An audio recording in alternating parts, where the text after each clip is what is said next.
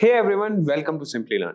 Do you know that cloud computing is changing how businesses work, letting them use resources on demand, save money, and boost efficiency?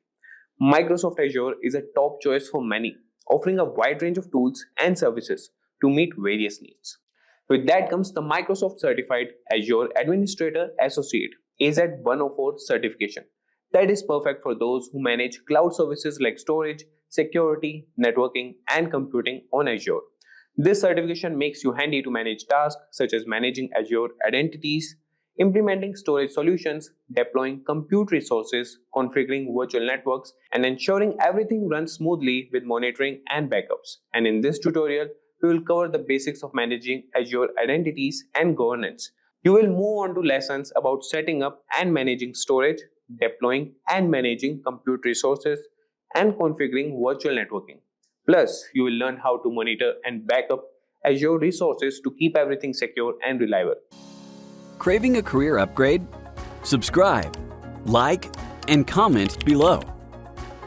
Dive into the link in the description to fast-track your ambitions. Whether you're making a switch or aiming higher, Simplilearn has your back. And before commencing, guys, just a quick info for you. If you are aiming to become an Azure administrator and seeking top-notch online training and certification, your search ends here.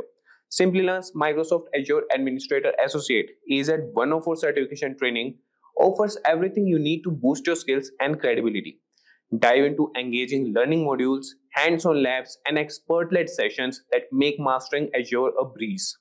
And in this course, you will learn to manage Azure subscriptions, secure identities, administer infrastructure, configure virtual networking, connect Azure and on-premises sites, manage network traffic, implement storage solutions, create and scale virtual machines, and implement web apps. So are you ready to take your career to the next level? For more details, you can check the link in the description box and pinned comment. So this exam is from Microsoft and AZ-104 is the code of that exam. Now, as you can see, this is AZ-104, which is the first step, which is a certification, which is nothing but the first step to the world of Azure. All right. Now, all right. So what is that link? That link is nothing but the study guide for you. It's a learning path from Microsoft itself. All right. Now, what do we have in this learning path? This learning path is designed to make sure people who are who wants to become Azure Administrator Associate, they can follow this learn path. All right. Now, every one of you, I would encourage you to follow this learn path. Whatever session I will be delivering will be based on this path only. All right. So as you can see, we have those who are very new to this session, to the world of Azure. You can go with the prerequisite for Azure Administrator. Now, every course, doesn't matter which course you're taking part, every course has its own prerequisites. So if you don't know anything, you can go for this prerequisite. All right. If you are an experienced professional, if you have if you're already working in IT, you're working in VMware or Windows or Linux, you can skip the first learn path, right? You can directly start with the second one. Okay, so if you click on it, every learning path has some kind of modules. So that's what we will be following. This is the learning path that we will be following. Okay, now what happens with this? If you're following this learn path, make sure you are logged in. So Microsoft keep track of your journey. Okay, so you can log in here before starting any of this learn path. Now, why I'm asking you to log in? Because you'll get some badges. So for example, if I log in now, and if I complete anything, I have already logged in. Let me just show you. Let me open here. Right. If I go to that particular link, so you see, once you log in, it keeps track how many modules you have been completed. Let me just ensure that I have logged in. Okay, so you see the first one is completed. So Microsoft keeps tracks of your work. So once you complete this particular path, it will show completed. If you have completed 20%, it will show only that number of modules have been completed and all those things. As you can see, the fourth one, I have only completed 97%. So that's why signing is important. So you can use your Microsoft account. If you don't have one, you can create one. All right. Now what we will be covering. So I'll be following this link. So if you see, if I scroll down, what is required? Okay. So what is expected from the audience? What is expected from the people who are joining AZ-104? So this is what is you should already be knowing. Okay. Apart from that, if I just simply type AZ-104 in the browser,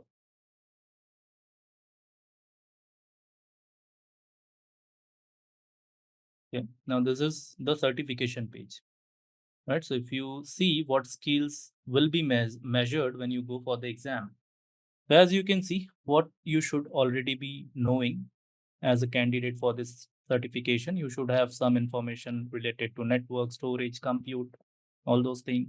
And you should be familiar with OS, networking concepts, servers, virtualization. In addition, you should have this info. If you do not have, do not worry. We'll start from basics. All right. And what skills will be measured? So if you see Azure Identities and Governance, manage storage, deploy and manage Azure compute resources. So these are the 5 actual sections that we will be covering. If you scroll down, you should see that this is what they have mentioned over here: identities, virtual network, storage, Azure compute resources, and monitoring and backup, which should be our last topic.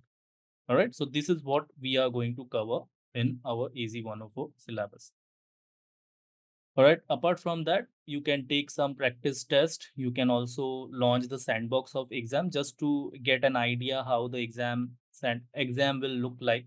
This is about the global exam. All right. It will not give you any questions, but it will just give you the sandbox, the feel how your exam screen will look like. All right. And Microsoft has given you some prep videos as well. So before going for the exam, make sure you watch this. It's not mandatory, but if you want to have some more knowledge, you can just simply watch it. All right. And how many minutes we will be having, and then the policy of the exam. Now, these days you can also take exam from the comfort of your home. You don't need to visit any Pearson VUE center or any other center. You can simply schedule the exam and you can uh, do the exam from your home. All right. And then just the languages in which this exams is available. So mostly I believe people here are English speaking. So you might be going for the English exam, right? And from here you can schedule the exam. So if once you get a voucher, I'm not sure if that is included in your fee. All right, you can get that detail from your uh from the person who helped you to get that admission over here. All right. So you can schedule the exam from here. Once you click on schedule, it will take you to the Pearson VUE page. You just need to provide few details. And once you have entered those details, you just need to accept the NDA. And once that is done, your exam will be scheduled. All right. And once the exam is scheduled, the certification will be valid for 2 years. Sorry, 1 year. All right. Initially, it's used to have 2 years, but since 2022, 2021, Microsoft changed it to be valid for 1 year. But you do not need to pay for the renewal. The renewal is free of cost if you do it within 6 months. So what happens when you go for the exam? Once I complete 6 months from the date of exam, Microsoft will drop me an email, right? So around 6 December or January, I should receive an email from Microsoft that my certification now can be renewed. So within 6 months, you have to renew your certification. And that renewal is free of cost. You don't need to sit for the exam. You can simply renew from your profile itself, right? And it's an open book. So uh, it's just done to make sure that you understand whatever new thing Microsoft have added or whatever uh, new topics Microsoft have added.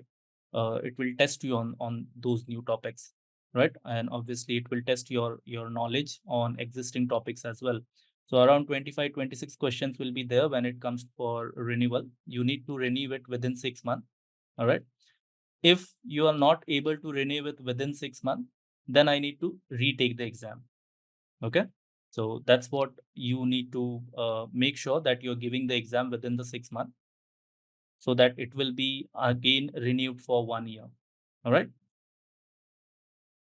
So that's what the renewal policy is as of now. It may change in future, but as of now, that's the renewal policy.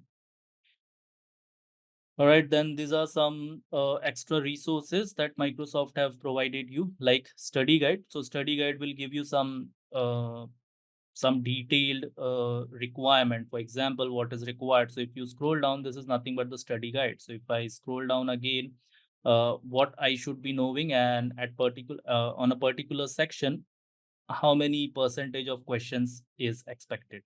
So for example, from the first section, it's expected to be around 20 to 25%.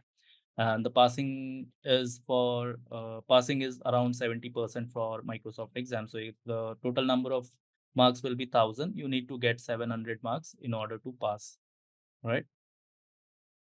And then the sections are divided into subtopics, like what you should know before setting for the exam. You should know how to create a user, how to create groups, how to manage a user or group, how to manage licenses, how to manage guest users.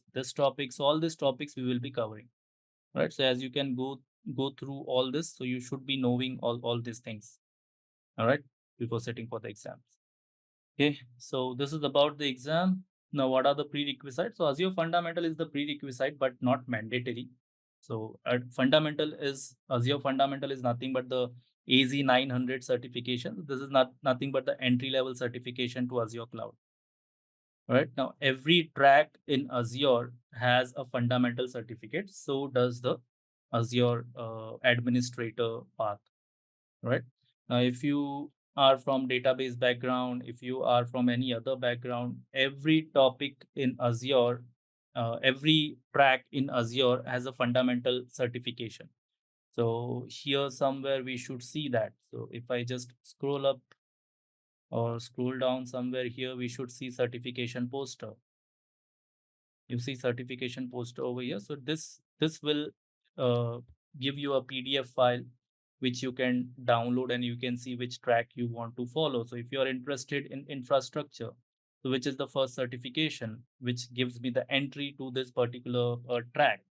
So AZ-900 is the first certification, right? It's not mandatory that you should have this certification before going for AZ-104, but if you want, just for example, someone is coming from Google Cloud, someone is coming from AWS, they just want to know what are the equivalent services we have in Azure. So they can just simply go for AZ-900 and they can understand that thing, right? If you're interested in data or AI, so these are the entry level certification. Now, after getting the entry level certification, what are the next certificates available? So that you can see under the role based technical skills, role based certification. So first one we have is AZ-104, then 305, and then specialist certification. So if you're coming from the network background, this is what the certification is. If you're from the server background, this is what the certification is. If you just go right hand side, you can see there are developer related courses as well. There is DevOps related certificates as well. All right. And if you go extreme right, there will be some security related certificates as well. So this is nothing but a PDF where Microsoft has all the whatever Microsoft is dealing with, whatever product Microsoft is creating. So they have certifications related to that particular track. All right. So that's about Azure Fundamental. Now let's start with the actual topic. So what is Azure? All right. So what is cloud computing? So let's understand in a simple example what cloud computing is. So if I just want to explain cloud computing in very simple term, I can say that cloud computing is nothing but keeping your data in someone else's computer. Now, this is the basic definition that you'll find over the internet, right? If you keep your data in someone else's computer, that is nothing but cloud computing, right? In other words, In other words, delivery of IT services, over the internet, that is nothing but the cloud computing. Okay, so everybody is using cloud computing. The cloud is not new. Okay, if you say the infrastructure services which got famous recently, but cloud is here from more than 2 decades now. Google Drive is an example of cloud computing. So what are we getting when we use this particular service? Google Drive is nothing but it's giving the storage as a service, right? I can keep anything I want until certain limit. After that, if I want to use, I need to pay. Same goes for Microsoft product, OneDrive. Same goes for Apple product, iCloud, right? So there are many. If you remember, the first one to do this was Dropbox, and then everybody else followed, right? So these are nothing but the storage as a service. So we are keeping our data, and where are we keeping our data? In Google's data center, in Microsoft's data center, in Apple's data center, or in Dropbox data center, wherever Dropbox is hosting. All right. Apart from that, there are many services available in the market which helps us to store our files over there. Now, what are we responsible for when it comes to Google Drive? Let's say I'm using Google Drive to keep some file, to share some file. What is my responsibility? So I'm using Google Drive as a user, right? So what will be my responsibility? My responsibility will be only the files. The behind the scenes storage and the servers and all those things, whose responsibility is that? The service provider's responsibility, right? Am I responsible, let's say, the hard drive where my file is stored behind the scenes goes corrupt or goes crashed? That is not my responsibility as a user, right? It's Google's responsibility. They will make sure that they have your data, right? Obviously, it's free of cost, so you won't get any SLA or anything. But when it comes to cloud computing, you'll have some kind of SLA. So what is cloud computing? Is nothing but delivery of IT services over the internet. Okay, so that is what here we have mentioned. Cloud computing is nothing but the on-demand delivery of IT resources over the internet. Now, what do you mean by on-demand delivery? How many of you are using Ola Uber? So Ola Uber is nothing but car as a service, right? So whenever we have the demand, at that time we book a car, we use that car, right? And once the demand is over, we just release that car. So that is nothing but the car as a service. Similarly, when it comes to cloud computing, what we get, what are the IT resources? IT resources are nothing but servers, databases, network, networking components, right? So all this thing I can get whenever I need, right? So if let's say I get an idea and I want to create an application, I want to develop an application. Now, what is an application, guys? Application is nothing but, right? So you just need to do some kind of coding. If you have an idea and you want to convert that into business, you need an presence over the internet. You need presence you need to reach out to today's generation. So everything we are doing using an application, right? So what is that application? That application is nothing but a code behind the scenes. So where do we write that code? We write that code in a file. You'll be having a file. You'll be having, if you're using .NET or you're using Python, most of you might be familiar with Python, or you're using Java, right? So these are nothing but the languages using which we can create an app, right? So that is nothing but a code, and code is written over a file. So in order to host that application, I will be requiring servers. I'll be requiring databases. In order to make sure communication is possible, I'll be needing the network. Right? So all those things will be required. Okay, so how from where we can get it? So we can get that on demand. So if you get an idea today, in within a month, if your application is ready, you need to host that application somewhere. So in order to host that application on servers, I need those servers. All right, so those servers I can get from any cloud provider, and I can keep my code over there. Okay, and how much I'll be paying? I'll be paying, if I'm using one server, I'll be paying accordingly. If I'm using two servers, I'll be paying accordingly. So cloud computing is nothing but delivery of IT resources like servers, databases, network, and many more over the internet. So what I need to from the user point of view, what I need, what is my requirement? My requirement is only having a laptop with an internet connection. That's all. I don't need to create a data center and keep my server over there. Right? All the cloud providers, they have created data centers for you. They have their servers over there, and you can just ask them for the servers, network, for the databases, right? For the storage, whatever is your requirement. So if you create an application and that application requires a server and you need a server, so you can ask the service provider for that. What is your requirement? Just internet. A simple example, Ola, Uber, I have already provided. An example, Swiggy, we can take that example as well. Those who are not from India, you probably know Food Panda or Uber Eats. All right. So these are nothing but the food delivery services app. So whenever I need food, I can use these applications and I can order the food. Correct.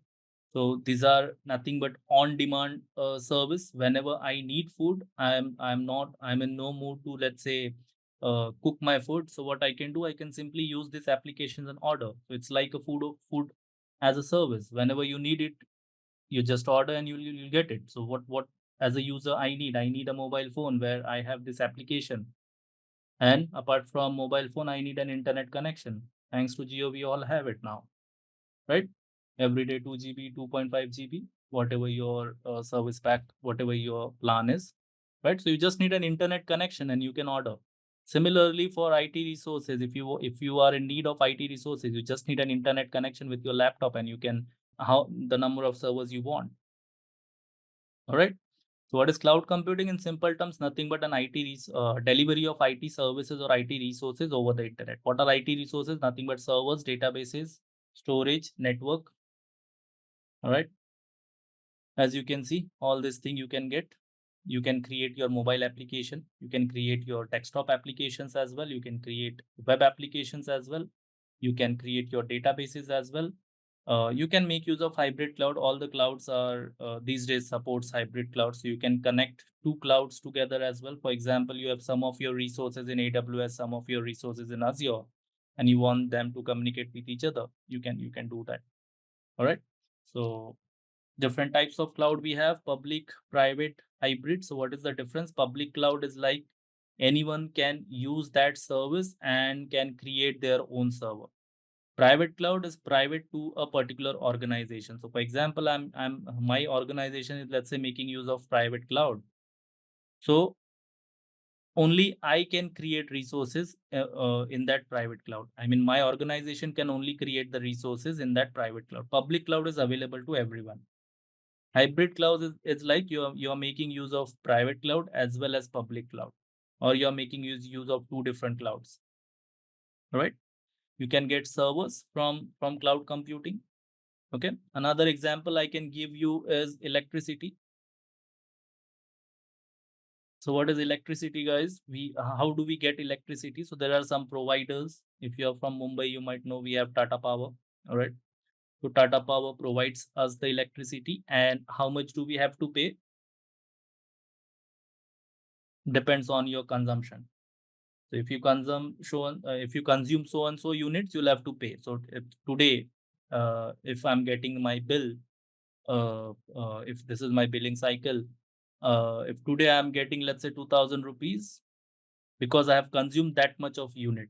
Tomorrow, if I consume less, I might receive 1,000 or 1,500 only. So similarly, when it comes to cloud computing, how much you'll be paying, so that depends on your consumption. So if you consume more, you'll pay more, you'll end up paying. If you consume less, you'll pay less. All right. So that's what cloud computing is. Okay. Now what is Azure? So Azure is nothing but the cloud provider, Microsoft cloud provider. So you have understood what cloud computing is. Right? You have understood what if I take an example, you have understood what electricity is. All right. Now, how many providers do we have when it comes to electricity? You have Tata Power, right? You have Reliance. Reliance is, I don't think so, providing electricity as of now. All right. Apart from that, you have Adani, right? So there are different providers available in the market. So similarly, when it comes to cloud computing, Microsoft Azure is the cloud provider. Okay. So as you see over here, Azure is nothing but the cloud platform, and Microsoft is the company who is providing you that cloud platform. Okay. So Microsoft Azure is one of the top cloud providers. Who's another? You have GCP, Google Cloud. So Google Cloud platform is nothing but the cloud platform coming from Google. We have AWS. AWS is nothing but the cloud platform coming from Amazon. You have Oracle Cloud as well. Apart from that, there are many other providers as well. All right, like uh, in China, it's popular Alibaba Cloud. All right, IBM is there, NTT is there. So there are many cloud providers, but these are the most popular one: Microsoft Azure, AWS, GCP. Okay, Oracle will take. I mean, that will also come in future. As of now, AWS, Azure are the top cloud providers available in the market, but people are using GCP as well. Depends what is beneficial for your company, how good deals they are getting with which provider they get good deals with. So they'll mostly use that particular cloud provider. Right now, why should we be moving to cloud? Now, before cloud, what was if before cloud, what was there? Cloud become famous if I say it become famous around 2015, 2016, somewhere around 2015, 16. Right, since then people started migrating or moving to cloud. Okay. Before that also cloud was there, but it was not that much famous. People were using it, but not that much. All right. So before cloud, what was there? So if you have an idea, you create an application. Now, in order to make sure people can use that application, I need to host that application. All right. And in order to host that application, you require a server. So what is server? Server is nothing but you can consider you might be using your laptop, right? So similarly, this laptop is for commercial purpose. So you can use this is for your home purpose. So for entertainment, for your office work, for running Excels and all those, you have a desktop or a laptop at your home, right? If you want to host an application, you'll require similar kind of a computer, but instead of having 8 GB RAM or what i7 CPU, it will have more compute power. So instead of 8 GB, it will have around TBs of RAM. Similarly, storage will also be high. The hard disk drive will also be high. The CPU will also be high. All right. So if you want to host an application, you'll be hosting that application in server, not on your laptop. Right. So that server is required in order to host an application. So before cloud, we used to buy this server that will cost you around in Indian rupees around 1 lakh something. All right. And then apart from just buying this server, you need to have an operating system as well. So what is an operating system? Operating system is nothing but a way to interact with the hardware of your server. It gives you the uh, uh, interface to interact with whatever we have in the server. All right. So you might be using your Windows operating system in your laptop. Similarly, for server, we will be requiring server operating system. It can be Linux, can be Windows. All right. So Linux is famous when it comes to server operating system. Also, we have server operating system from Microsoft, which is known as Windows Server. All right. So you need that kind of operating system. So for this, you'll have to pay another license cost. The license cost will be there. So first of all, you need to buy the hardware server that will be around this much, and then you'll need to buy a license for your operating system if you decide to use Windows. All right. If you go with Linux, then different distributions are there. If you go for Red Hat, you'll have to pay for the support. All right. Apart from that, if you want to use any open source, you can use it for free, of course. So you can save there for license cost, but you still need to pay for the hardware server. All right. So before cloud, we used to buy this. We used to buy the Windows operating system, Windows or Linux, whatever we want. We need to deploy that. And on top of it, you need to deploy your runtime. Right. So what is runtime? Runtime is nothing but on which language you're writing your application. You're writing it on Java, so you need to have Java runtime engine installed over here. If you're writing it on Python, Python runtime should be there. Linux operating system should be there. All right. If you're writing this on .NET, then .NET runtime should be there. So it depends on you on which language you're writing this application. So that framework you need to install over here. All right. Apart from that, if I want people to use my application, what is required? How do you access Google? How do you access Google Drive or Google? So we need to go to this www.google.com. This is nothing but the domain name. So you need to buy this as well, right? How do we buy this? This is, you can buy this from GoDaddy. You might be seeing ads in TV and television, right?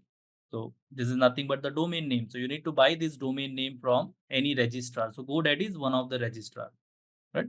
And behind the scenes, what happens, every server, every computing device has an IP address, right? So this server will also require an IP address. So that IP address, for that IP address also, we used to pay to the service provider. You might be having internet service provider, you're getting internet connectivity from your internet service provider. If you want people to reach out to your server, you need a public IP, and if you need a public IP, we have to buy that from the internet service provider. Okay. So here, first of all, I need the hardware server, then I need the operating system, then I need the runtime, and then I need the public IP, and I also need a domain. And once you have all these things, then people can use your application. All right. Now once you have all this thing, then people can use your application and can, whatever your solution is, they can use your solution. So if your solution is like Swiggy, where you are making a food delivery app, so once you have all this thing, then only people will be able to use it. Okay. Now where I'll keep this server? We have a server, we have bought all this thing, but where should we keep this server? If you keep it your home, you need that amount of bandwidth, that amount of reliability, and all those things. So we cannot keep this at home. So where should we be keeping it? So before cloud, we used to have data centers. So you need to build up a data center. What is a data center? It's nothing but a huge room where you will be having different racks. And inside that rack, you'll be keeping your servers. All right. So first of all, imagine today, if I go and buy a huge space, how much I'll have to pay. So I just mentioned the cost of server. But if I want to keep this server, I need to have a data center first. Inside that data center, you need to make sure you have proper cooling, you have proper power supply, you have proper generator in case power supply goes down. So all these things was required, right? So how much I'll have to pay only for hosting an application? Today, if you have an idea, you just need to focus on the app development. That's all. You simply use any cloud provider. They have already created the data center for you. You ask them that I need this server. So with the server, you can also get the operating system. You can also get the domain name if you want to use the free domain name coming from them. You can also use the public IP address, which the provider will provide you. So all this thing you can get from the provider. You don't need to go to different providers. So for example, for Windows operating system, I used to go to Microsoft. For IP address, I used to go to internet service provider. For domain name, I used to go to any domain registrars. So all these complexities have been removed. Everything is available over here. You can get it from the service provider itself, from cloud service provider itself. All right. So what are the benefits we are getting? The first benefit that I just explained is cost saving. So how I'm saving cost over here? Imagine I just cleared it, but imagine the same thing. You need to buy this server. So I need to pay whatever cost for this server is. I need to pay that upfront. And tomorrow, if my app is not working, it's not a hit. And just imagine I don't need this server. I've already paid this much amount, and if I don't need this server, then this amount is gone. Obviously I can sell it, but I'm not recovering all the amount, right? So here what I can do in cloud, if I don't need it, I simply decommission it, and I'll only pay for whatever servers, whatever compute resources I have consumed. So that is giving you the cost saving over here when it comes to cloud. You don't need to pay upfront amount. I don't need to buy any hardware server. I don't need to pay that upfront cost. Okay. So today, if I'm hosting an application, and tomorrow, if I feel that I don't need it, I simply go and delete it. So I'll only pay for one day for the amount of time I have hosted, similar to your electricity or water bills. So the amount the more you consume, the more you'll pay. All right. Scalability. What is scalability? Scalability is nothing but increasing the number of servers. Now imagine back in before 2015, if I get an idea and I want to host that application, now whatever I mentioned earlier, you need to pay for the hardware server, you need to pay for the IP address, you need to pay for the operating system, you need to pay for the domain name. All this thing will have to pay, right? What if this server goes down for any reason? Will people able to access my application if this server is down? So your application will be down because you're hosting your application on top of your server. All right. So if you're hosting your application on top of your server, and your server is down, people will not able to reach your application. Have you guys tried using IRCTC during the Tatkal time? So because of traffic, you can sometimes you can reach, you can open, you sometimes you cannot. Right. Nowadays it's quite stable, but if you're old as me, I am using IRCTC from, if I'm not wrong, 2012 or 13 something. All right. So back in the days during Tatkal, it was very, very hard to connect to the IRCTC website. Right. So why it was very hard to connect? Because all over the India, people from all over India trying to connect to the same domain, same, and maybe behind the scenes they'll be having less number of connections, less number of servers. Right. So if IRCTC servers goes down, you won't be able to book tickets. You need to visit the railway station, and from there you need to book the ticket. So similarly, if your application is down, if your server is down, which is hosting your application, then you won't be able to reach. People won't be able to reach. Right. So in order to avoid that, what we can do, we need to buy an additional servers. So this thing, adding extra instances to your server is nothing but scalability. So why do we need scalability? In order to make sure we are not having a single point of failure, right? If you are a working professional, you might be having more than one person in your team, right?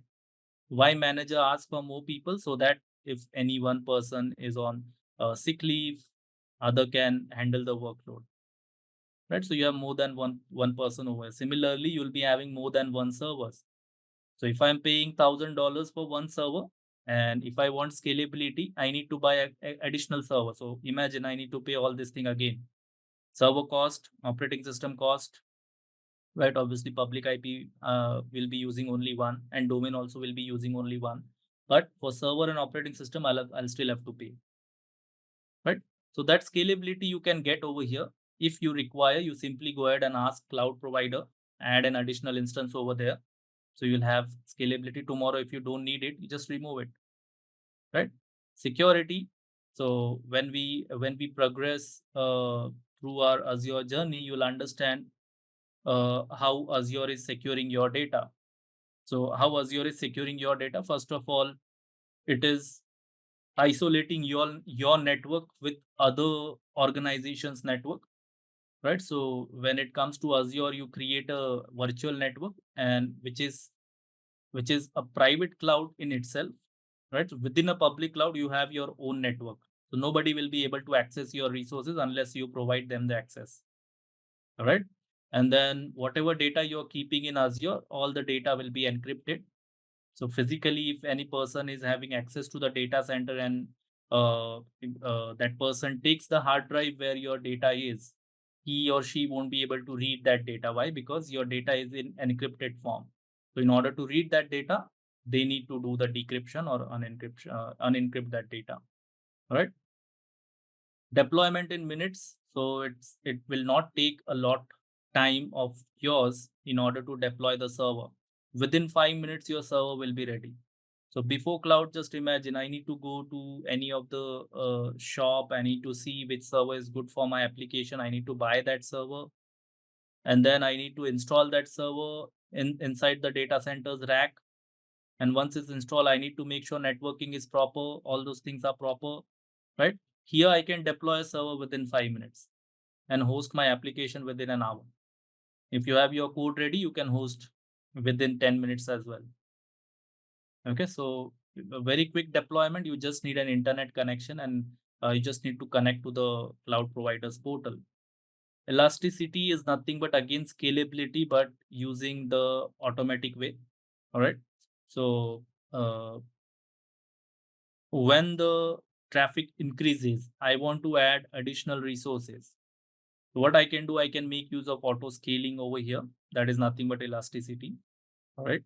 So auto scaling means as soon as your traffic increases, automatically provider will add additional instances to your solution.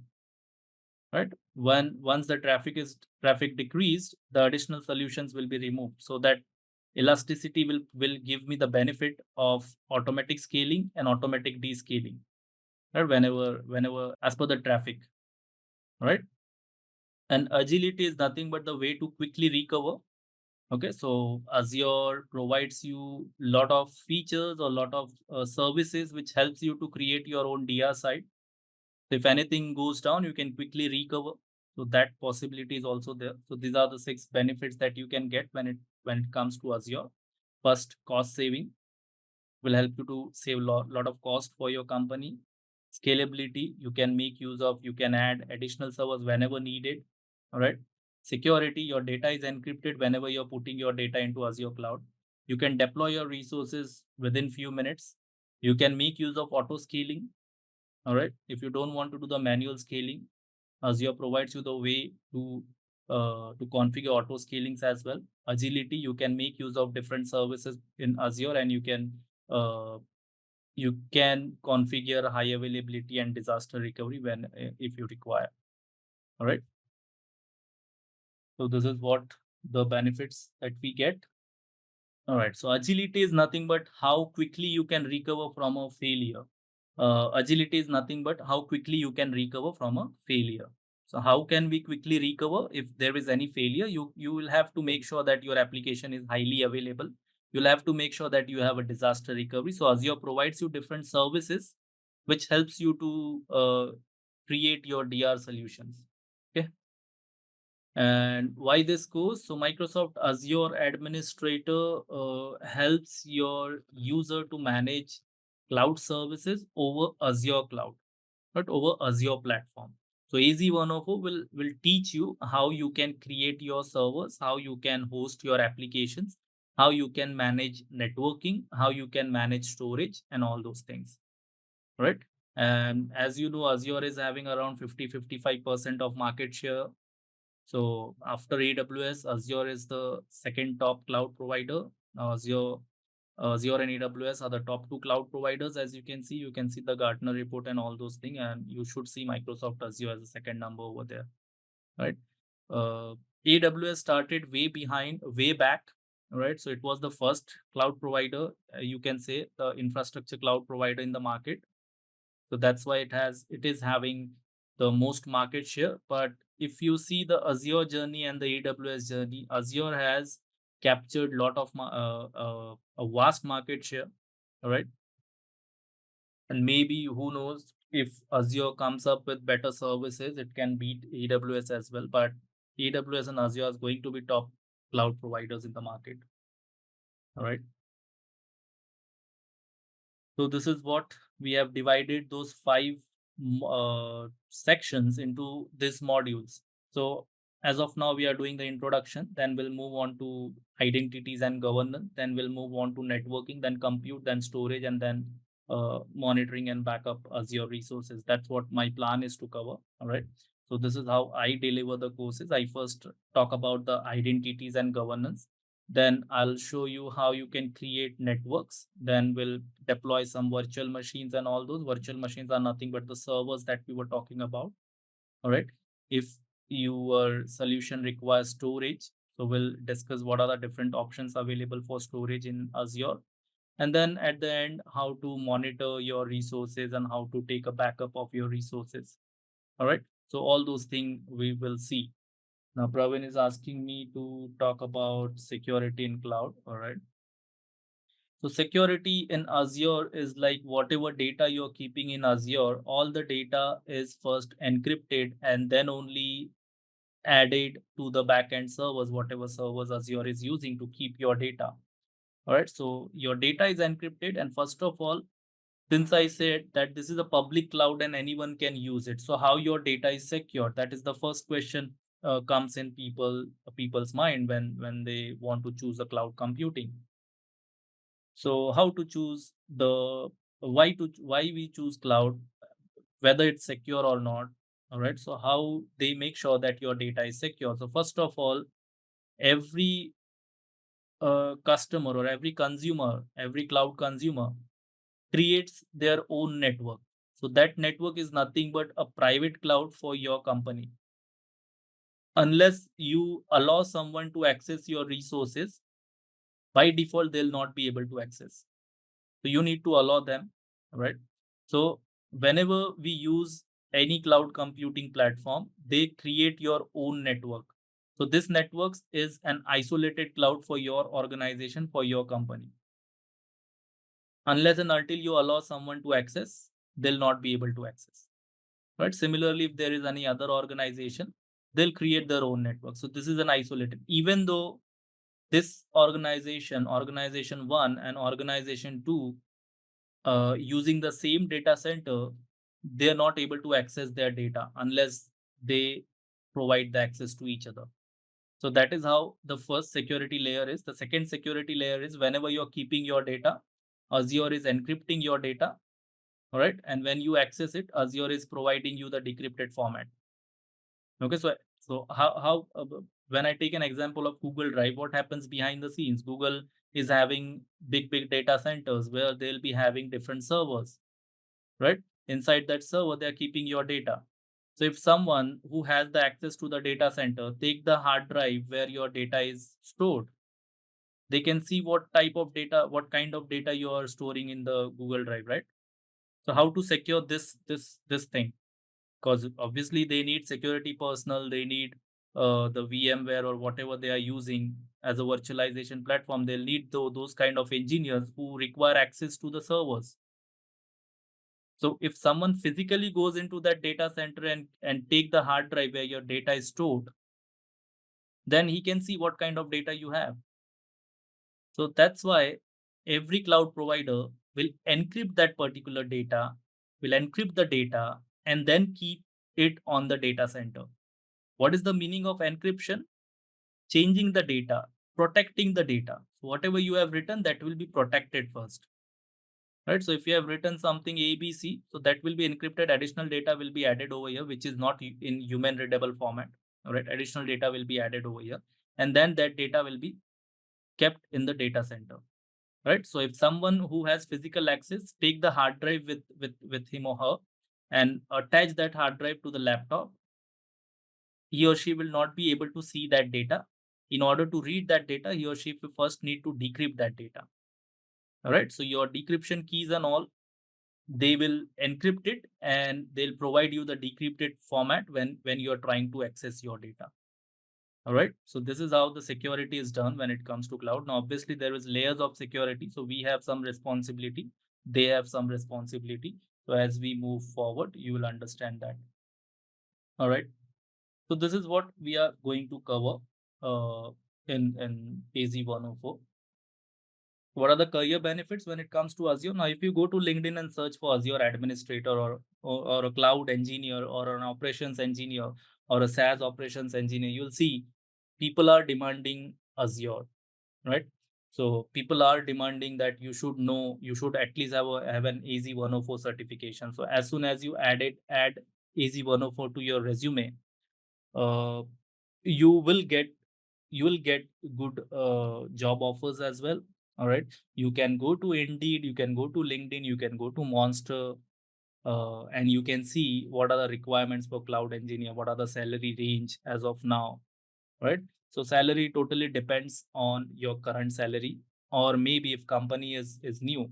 So if you would have started Azure AZ-104 back then in 2015 when it was new, people used to get 200%, 300% hike because it was very new. Cloud was very new back then. Now, if you see, my market is saturated, obviously, but still people are requiring AWS administrators, Azure administrators, cloud engineers, right? So you'll definitely get benefit. AZ-104 will definitely benefit your career. All right. Now, if you see the market trends, you can search for, you can see in Glassdoor how much salary you're taking. Whenever it comes to negotiating a salary, you first do a research. You see what people are getting. All right. Now, obviously, if you go to India market, you'll get around 30-40% hike. All right. But if you do additional certifications with Azure, for example, see in AZ-104, we'll only understand the concepts. We'll understand what are the different services available, what are the different features available, right? But you need to contrast, or you need to get additional certifications as well. For example, how to deploy these resources, how I can automate deployment of these resources. So if you do all those things together with Azure, obviously you'll get good job offers. Okay. Now you can search LinkedIn and Indeed, and you can see how many positions are available. So as the year goes by, the requirement gets on increasing. All right. And if you see IT, the the last decade, 2010 to 2020, belongs to the cloud professionals, right? This decade, 2022, 2021 to 2030, will belong to data and AI. All right. As you can see, every company is going behind artificial intelligence. Right. So Azure has a AI certificates as well, and AI platforms as well. So once you understand Azure, if you do AZ-104, you will be understanding Azure platform, and then you can choose your track. I'm not saying that AZ-104 will not give you a job. AZ-104 will give you the entry level jobs. All right. But as you can see, people are moving towards AI, people are moving towards data engineering, data scientist. People are moving towards that. Okay, so you need to make sure that you're doing AZ-104, you're understanding Azure. Once you understand Azure, you can take on any certificate which comes after AZ-104. Okay. The exam format I have discussed already from the exam page. So quickly, if you see, the exam name is Microsoft Azure Administrator. AZ-104 is the exam code. How many questions you'll be having depend on the question set that you get. You'll get 40 to 60 questions. That will be multiple choice questions. So you'll be having number of options. All right. You'll get 120 minutes, but you can confirm that from the Microsoft page. I think now it's 100 minutes. If I'm not wrong, you can confirm again that with Microsoft official document. All right. And the languages that are available. So I think 100% here will be going for the English language. All right. But you have that exam available in different languages as well. And what will be the passing score? It will be this. It will be 700 out of 1,000. One more thing I can share with you is that why Microsoft is asking you to go through this learn documentation, because you have access to this learn documentation when it comes to exam. Okay, so I can access this learn documentation, this AZ-104 study guide when it's coming, when I'm sitting for the exam, you'll be having an access.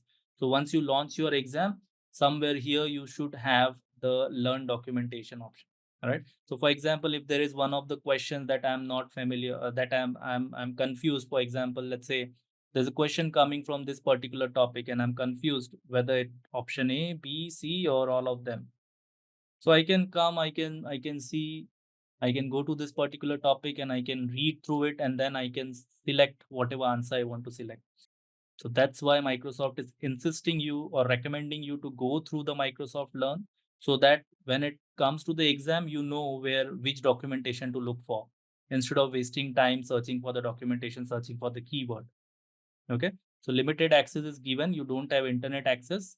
You'll be having access to this particular documentation, and you can search for if you stuck somewhere, you can search for it. All right. So that's about the introduction, where we have covered basics of cloud computing and basics of AZ-104 as well. Somewhat the exam I have shared, portal.azure.com. So this is the platform. This is the portal, or this is the web app, you can say, where I can interact with Azure. Once you have provided, you'll be landed to this page. You can see the URL over here, portal.azure.com. So this is the home page that I have landed to. Okay. Whatever you're getting just first time, just cancel.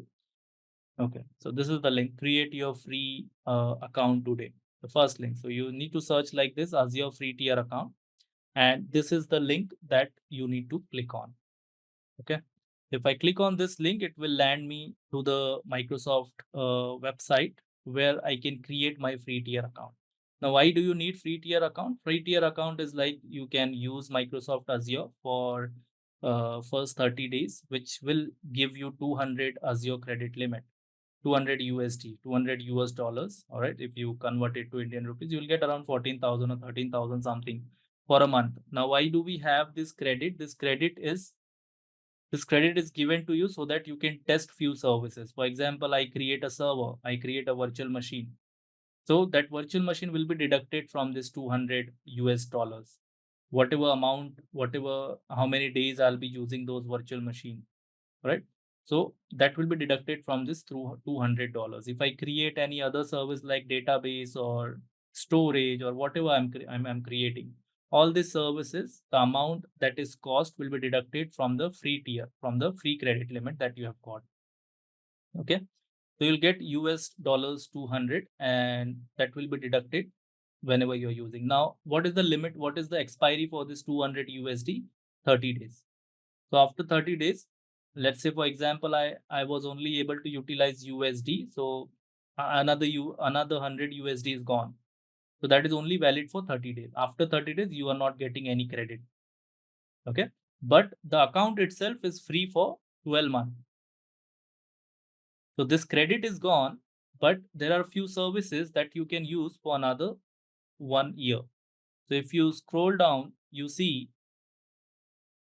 you have 12 months of free for Azure virtual machine for Windows operating system. Same goes for Linux operating system. Same goes for SQL DBs, storage account, and then some other services. So these are always free, right? Some are restricted to 12 months. So I can only use that particular service for 12 months. After that, if I want to use, I have to pay. For 12 months, it's free. But after that, if I have to pay, if I have to use, I'll have to pay. Okay.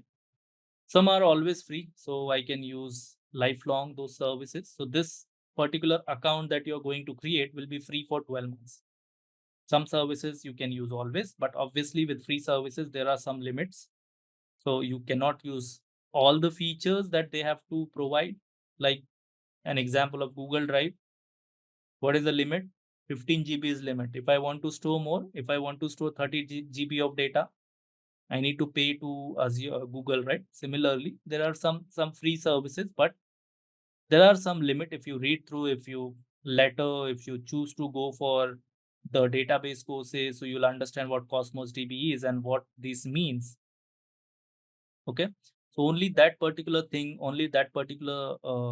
those particular services are free, not all. So if you see 1 GB storage is only free with this particular service. All right. So that's what free services are. And once the credit is over, and if you're using any services apart from this, those services will be shut down and you'll be asked to convert to pay as you go in order to use those services.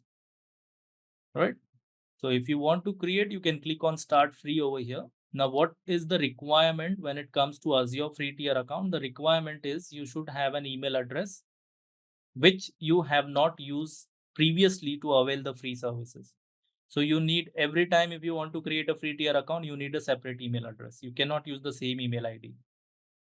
Plus, you need your phone number. All right. If you read through, you'll understand what is required. Plus, you need a credit card details. Now this credit card should be the credit card which you have not used.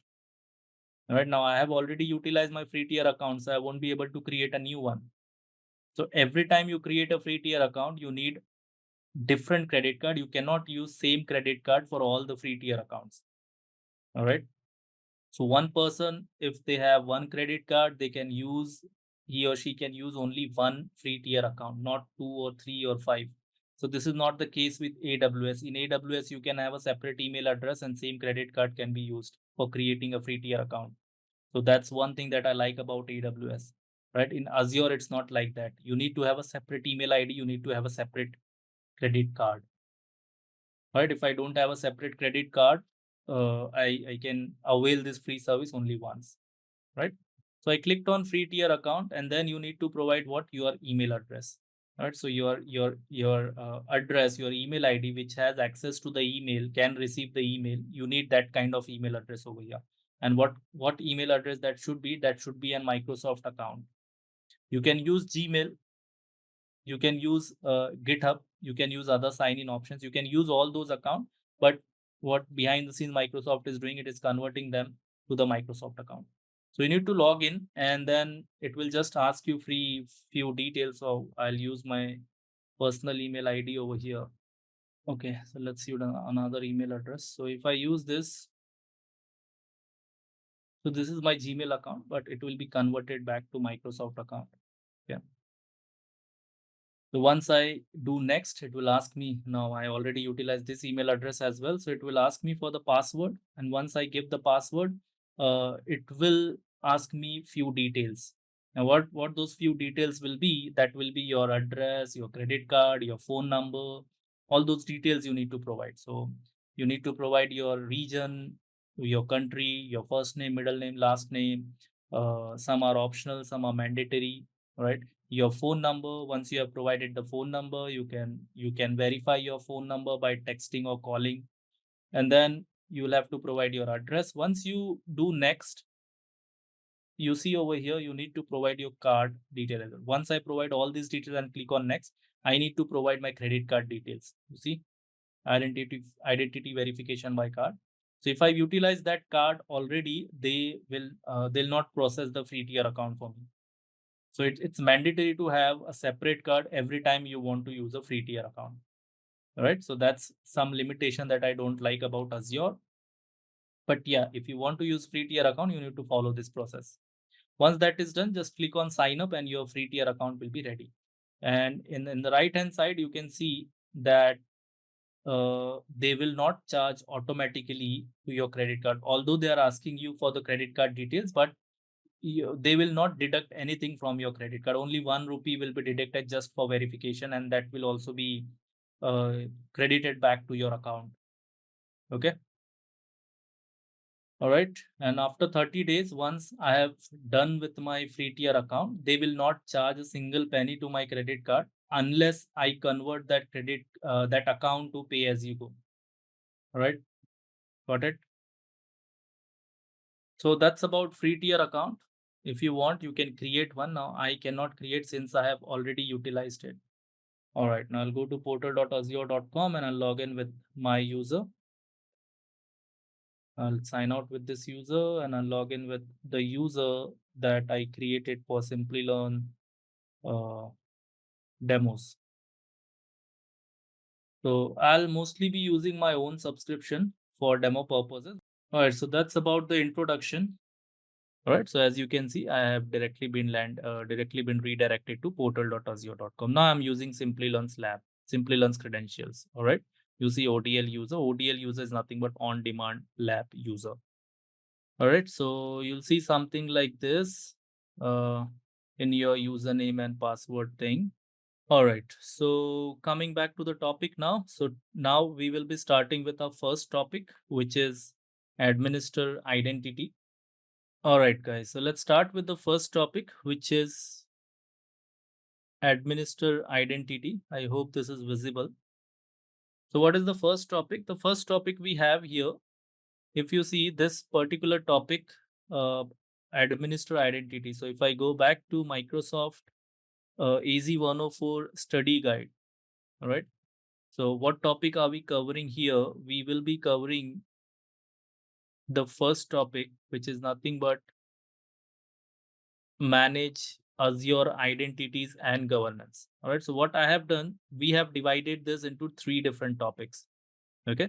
The first one, you will be just understanding the basic concepts, what identities are, what Entra ID is, and all those things. After that, I'll show you how you can create users and groups, and then how you can access Azure resources. Right. So these are the 4 subtopics inside one section. The main section name is Manage Azure Identities and Governance. So as you can see from this particular section, you'll be receiving around 20 to 25% of questions. All right. And this is an important topic. So let's see what Azure Identities and Governance is. Active Directory, or if you're from the Linux background, are you familiar with LDAP server? Okay. So what is Active Directory? What is LDAP server? Or those who are freshers, you might be familiar. I you might be familiar with any platform like Netflix, Prime, or maybe Google Drive or YouTube, right? So those who are not familiar with Active Directory and LDAP, just forget it. I'll explain what identity is. All right. So what topic are we going to cover? This is divided into 2 subtopic: Microsoft Entra ID and user and group account. So what we are understanding over here, the Entra ID thing. Okay. Now, in order to explain Entra ID thing, you need to know the basics things in order to understand Microsoft Entra ID. The basic thing you need to know is Active Directory or LDAP, or you should be a user of any of this platform, so that it will be easier for me to explain this concept to you. All right. So if you're not familiar with Active Directory LDAP, just forget it. You are familiar with Netflix. I know 95% people here might be having the Netflix account. All right. So what is Netflix? Netflix is a platform, streaming platform, right? And how do you use Netflix? I'm a new user. I want to watch movies or stream or watch some series on Netflix. So what is the requirement? First requirement, or forget Netflix. You just want to access any service over internet. What is the first requirement? Free service like Google Drive or YouTube. First requirement is register the credentials, create the user account, right? So we create the user account. That is the first thing that we do, right? User creation is the first thing that we do when we want to use any of this platform. So what is this user creation? User creation is nothing but user is nothing but an identity, right? Now, what is that identity? So this Entra ID that we are seeing over here is nothing but an identity and access management solution. All right. So what we do whenever we want to use any of this platform, we first create the user. So when you join a new company, what the administrators there do for you, they create your user account so that you can log into the laptop provided by the organization to you. Once my user account is there, then only I'll be able to log in, right? Once my user account is there in Netflix, then only I'll be able to log in, right? So user account creation is the first thing that is done when it comes when you join a new company or when you want to try out a new platform. So what is identity and access management? It is nothing but a solution which helps you with this kind of thing, user creation. All right. Now, after user creation, what happens? Once how do you log into Netflix? Let's say you have signed up for user. So are we only providing the username? Apart from username, you provide few details, right? And the one of the main details from those details is password, right? So when you create a user account, you first of all provide the user ID, which is nothing but your username and a password. So what is this user ID and password? This is nothing but the, you can say, credentials. So these are nothing but the credential. Now, why do we need this credential? To authenticate the user. Now, what is the meaning of authenticate? Authenticate is nothing but verifying whether username and passwords are correct or not. All right.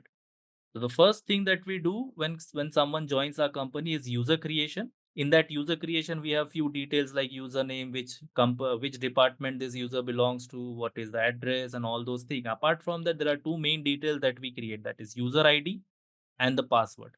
User ID is nothing but user identification. Password is nothing but the secure string, you can say, which can be used, which is only known to this particular user, which is not known by everybody. Unlike Netflix, where we share our password, we do not share our credentials we do not share our credentials, our user organization credentials to anyone. So password is nothing but a secure string, which should be only known by that particular user, right?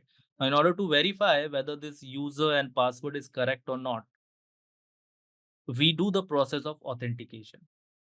So authentication is nothing but the way or a method of verifying whether user is the same user who he or she is claiming to be, right? So in order to do this authentication, what do we need? First of all, if I'm using an app, what Netflix is doing when I'm creating a user, so Netflix is entering my details in a database. So whatever my username is, they'll enter my username, and in a secure form, they'll enter my password as well. And once I open www.netflix.com in web browser and I enter my username and password, that gets checked first. You might have noticed if you enter a wrong password, it will throw you some error, wrong credential, wrong email ID or password entered. So if any one of that user ID or a password is wrong, am I allowed to go in? Am I allowed to log into the Netflix? No, right? They'll throw this error, wrong credentials. I need to re-enter my right credentials. Correct? So there should be a mechanism which is checking against it. There should be a database where Netflix is checking my username and password if I have entered correct or not. So this thing of managing username and password is known as directory service. And directory services are used for access management, for authentication purposes. All right. So this the thing that I mentioned over here, these are nothing but the directory services. AD is Active Directory coming from Microsoft, and LDAP is like an open source one, which mostly we use in Linux. All right, it's nothing but a protocol, but in Linux we can create an LDAP server, which is nothing but the directory services basically. All right, so if you want to make use of identity and access, if you want to create users, if you want to provide them access to certain resources, then you need identity and access management solution. So if you are looking for identity and access management solution, then Microsoft Entra ID is the service that we have in Azure. Got it? Have you understood why in the first place we need Microsoft Entra ID? So in order to create users, create groups, manage users, modify users, you need an identity and access management solution. And Microsoft Entra ID is nothing but an identity and access management solution that we have from Microsoft Azure.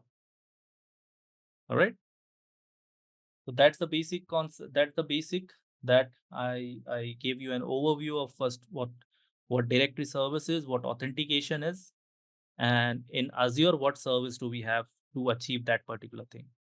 So what topics are we going to cover? First of all, we have already understood what Microsoft Entra ID is, and then we'll understand why should we be using it. What are the benefits and features? What are the different concepts? Concepts are nothing but different terminologies involved when it comes to Microsoft Entra ID. Okay. Then we compare. In previous slide, I just mentioned. Are you familiar with AD? AD is nothing but identity and access management solution on-prem. Okay. Microsoft Entra ID is counterpart over cloud. But if you want to use on-prem, then there is another service from us from Microsoft, which stands for ADDS, which is nothing but Active Directory Domain Services. So if I want to manage by myself everything, then I can make use of Active Directory Domain Services. So we'll compare that. What is the difference between both? Both the products are from Microsoft. So what is the difference between Microsoft Entra ID and Microsoft Active Directory Domain Services? And then we'll see what are the different plans and pricings available. Apart from that, we'll also see one demo today, which is nothing but self-service password reset. So I'll explain what self-service password reset is. All right. So let's start with the first topic, that is Microsoft Entra ID benefits and features.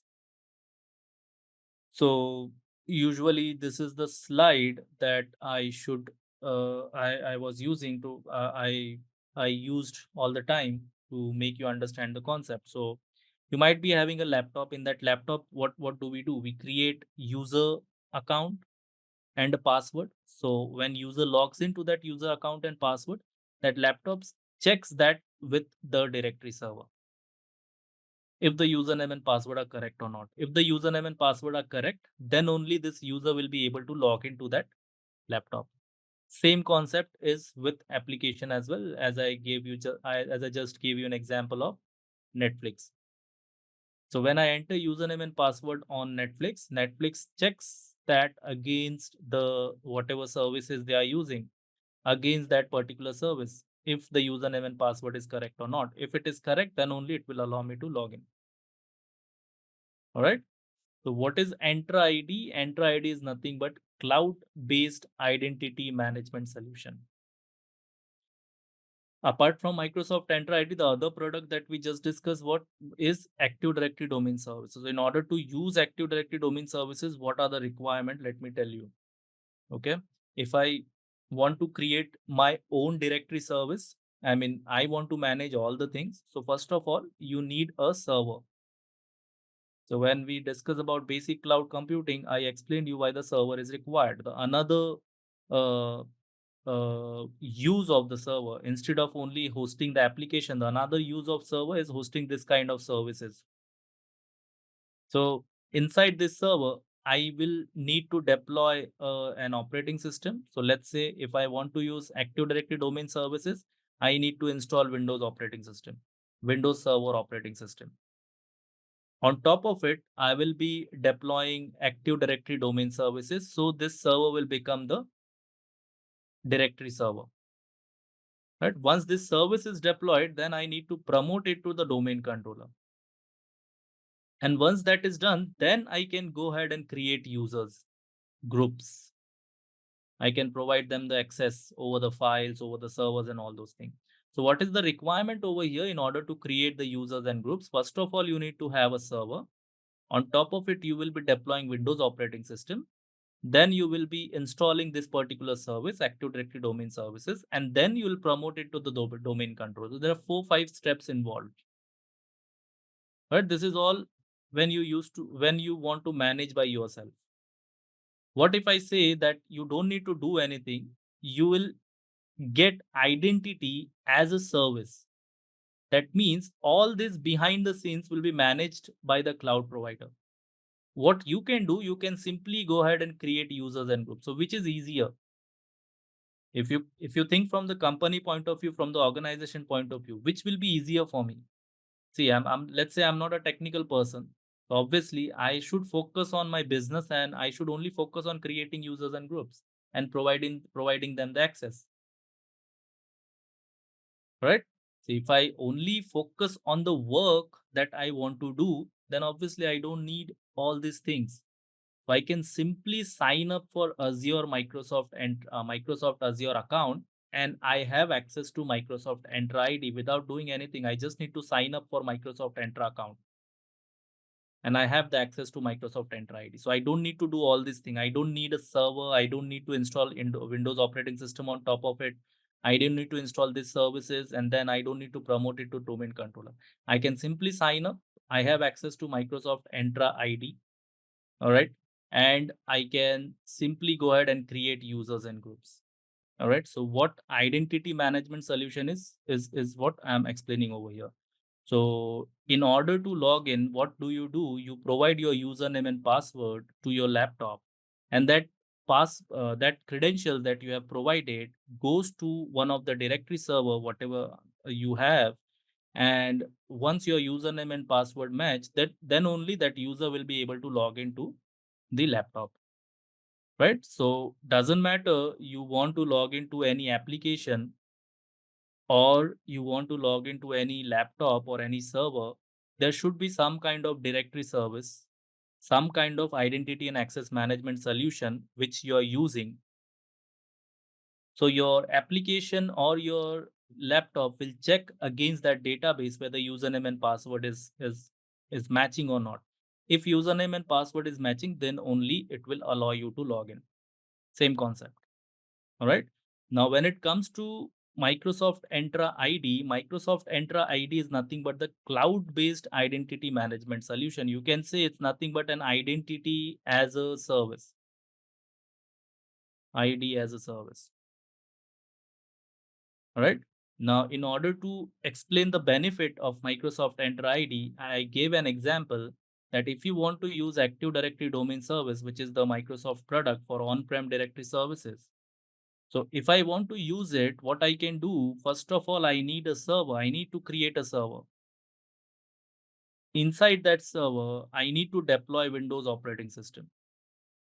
All right. In order to use ADDS, I need Windows operating system. Then I need to install Active Directory Domain Services, which is nothing but short form is ADDS. And then you promote it to the domain controls. This is the thing that you learn in Microsoft server side, AZ-800 or 801. So once all these things have been created, then only I am able to create the users group. I can add user to the group, and then I can provide user access to the file server or whatever you want them to access. So this is all thing that I need to do if I want to use on-prem. But if I'm a business owner where my focus should be on generating revenues and just avoiding all this thing. But the fact is, without this thing, business will also not work, right? Because I'll be hiring people. So I need to make sure that only the right people who are my employees can access my resources. So I need some kind of identity and access management service. So I have two options now. I can create a server, I can do all this thing, and then I can start creating users and groups. Or I can simply sign up for Microsoft Entra ID. All right. All this thing behind the scenes will be managed by Azure. So we don't need to bother about all this thing. I just need to sign up for Microsoft Entra ID and I can go ahead and create users now. So all the authentications and all will be managed by Azure since it is nothing but an as a service. It's a cloud service which we can use. How to get access to Microsoft Entra ID? You simply need to sign up for Azure account and any similar Microsoft product like Microsoft 365. So if you have signed up for those kind of product, you already have access to Microsoft Entra ID. So Microsoft Entra ID is nothing but a identity and access management service. All right. So Microsoft Entra ID, how you can define is nothing but a cloud-based identity management service. So anything which is cloud-based becomes a managed service, and managed service means whatever we need to do all these things, we don't need to bother about it. Everything is managed by the cloud provider. We just focus on creating users, creating groups, creating whatever services they have. Different identity and access management solution will give you different features. All right. So this is what Microsoft Entra ID is. Okay. Focus on concept. Have you understood what Microsoft Entra ID is? We will go step by step so you'll understand it better. Okay. So if you have understood what Microsoft Entra ID is, it will be easier for me to just show you a demo. Okay. So as you can see now, I just shared how to create a free tier account. All right. So let's assume that you have already created an account. If you click this option, this is nothing but the portal menu. Okay. Here I can see all the services available in Microsoft Cloud, in Microsoft Azure Cloud. So this is known as portal menu. So if I want to search any service, so as of now, we are speaking about Microsoft Entra ID. So if I want to go to Microsoft Entra ID page to manage my users and groups, you see here, you have the service listed. So I can simply click on this portal menu and see if the service is listed or not, right? So here you can see Microsoft Entra ID is listed. If any of the service that we are talking about is not listed over here, you see we have a search bar in Azure portal where you can search for it. When I'm speaking about Entra ID, so you can simply type Entra ID. So you see Microsoft Entra ID. All right. So if I want to go to Microsoft Entra ID, I can see I can go to that. So if you have registered, if you have signed up for a free tier account, or if you have your organizational account, if you're using Microsoft 365 like Microsoft Office or Outlook or Teams, any other service from Microsoft, you already have access to Microsoft Entra ID. Okay, so this is nothing but Microsoft Entra ID, where you can see under the manage section, we have the option to manage our users, to create or delete users, whatever. Now, obviously, it depends on what kind of access you have. Okay, so if you search for Microsoft Entra ID, you'll be landed, and if you click on that, you'll be landed to that page. Now, remember one thing: Microsoft Entra ID is nothing but the new name given to Azure Active Directory. All right, so they have just rebranded it with the new name, Microsoft Entra ID. So in paper, in exams, Microsoft Azure Active Directory is now referenced as Microsoft Entra ID. But in general language, in general, in production or in organization, sometimes you'll hear people saying Azure Active Directory. Sometimes you'll hear people saying Microsoft Entra ID. So if you see anyone saying Azure Active Directory, is nothing but the same thing. Okay. First, they named it Azure Active Directory, but since the name was resembling to Active Directory domain services, people used to get confused. So Microsoft has renamed it to Microsoft Entra ID. Okay. All right. All right. So next topic, next slide. We'll understand the different concept that we have in Microsoft Entra ID. What are the different concepts? These are nothing but the terminology of Microsoft Entra ID that we need to understand. Right. So what are these terminologies? First of all, identity. So what is identity? So in Microsoft Entra ID, identity is nothing but an object that can be authenticated. Any object can be a user who can get authenticated, right? Can be an application which can get authenticated, can be your devices. Your computer has an account, all right? If you want to authenticate your computer as well, right? So identity is nothing but any object that can be authenticated, and you can authorize that particular object to provide access to any of the resources. Okay. The second terminology is account. And account is nothing but a set of credentials used to access resources. So if any identity associated with username, password, or smart card, or anything which can be authenticated. So any identity which has a data associated with it, like a username, password, like a smart card reader, like a biometric, any identity which has some kind of data associated with it, that becomes an account. All right. What is Microsoft Entra ID account? The account that you create using Microsoft Entra ID is nothing but Microsoft Entra ID account. All right. What is tenant and directory? So tenant is nothing but a dedicated instance given to an organization or an individual, whoever wants to use Microsoft Entra ID. Right. Sometimes I would refer to as Azure Active Directory, since this is the recent change, last year only. All right. So I am still used to use the term Azure Active Directory. If I'm saying Azure Active Directory is nothing but Microsoft Entra ID. Okay. So what is tenant and directory? Tenant directory are the same thing. Sometimes you will hear people say tenant. Sometimes you'll see people say directory. So this is nothing but a dedicated instance given to you, to an individual or to an organization. Okay. Tenant directory are nothing but the same thing. So this is a dedicated instance given to me. Now, Azure is a public cloud or a private cloud? Azure is a public cloud or a private cloud? It's a public cloud, right? So many people will be using it. I will be using it. I have my account. My organization has its own account. You guys have your own account. So how Azure will distinguish all other peoples, all other organizations, how it will separate one organization from other organization. So what Azure will do, if I sign up, I have one tenant. If any organization sign up, that organization is another tenant.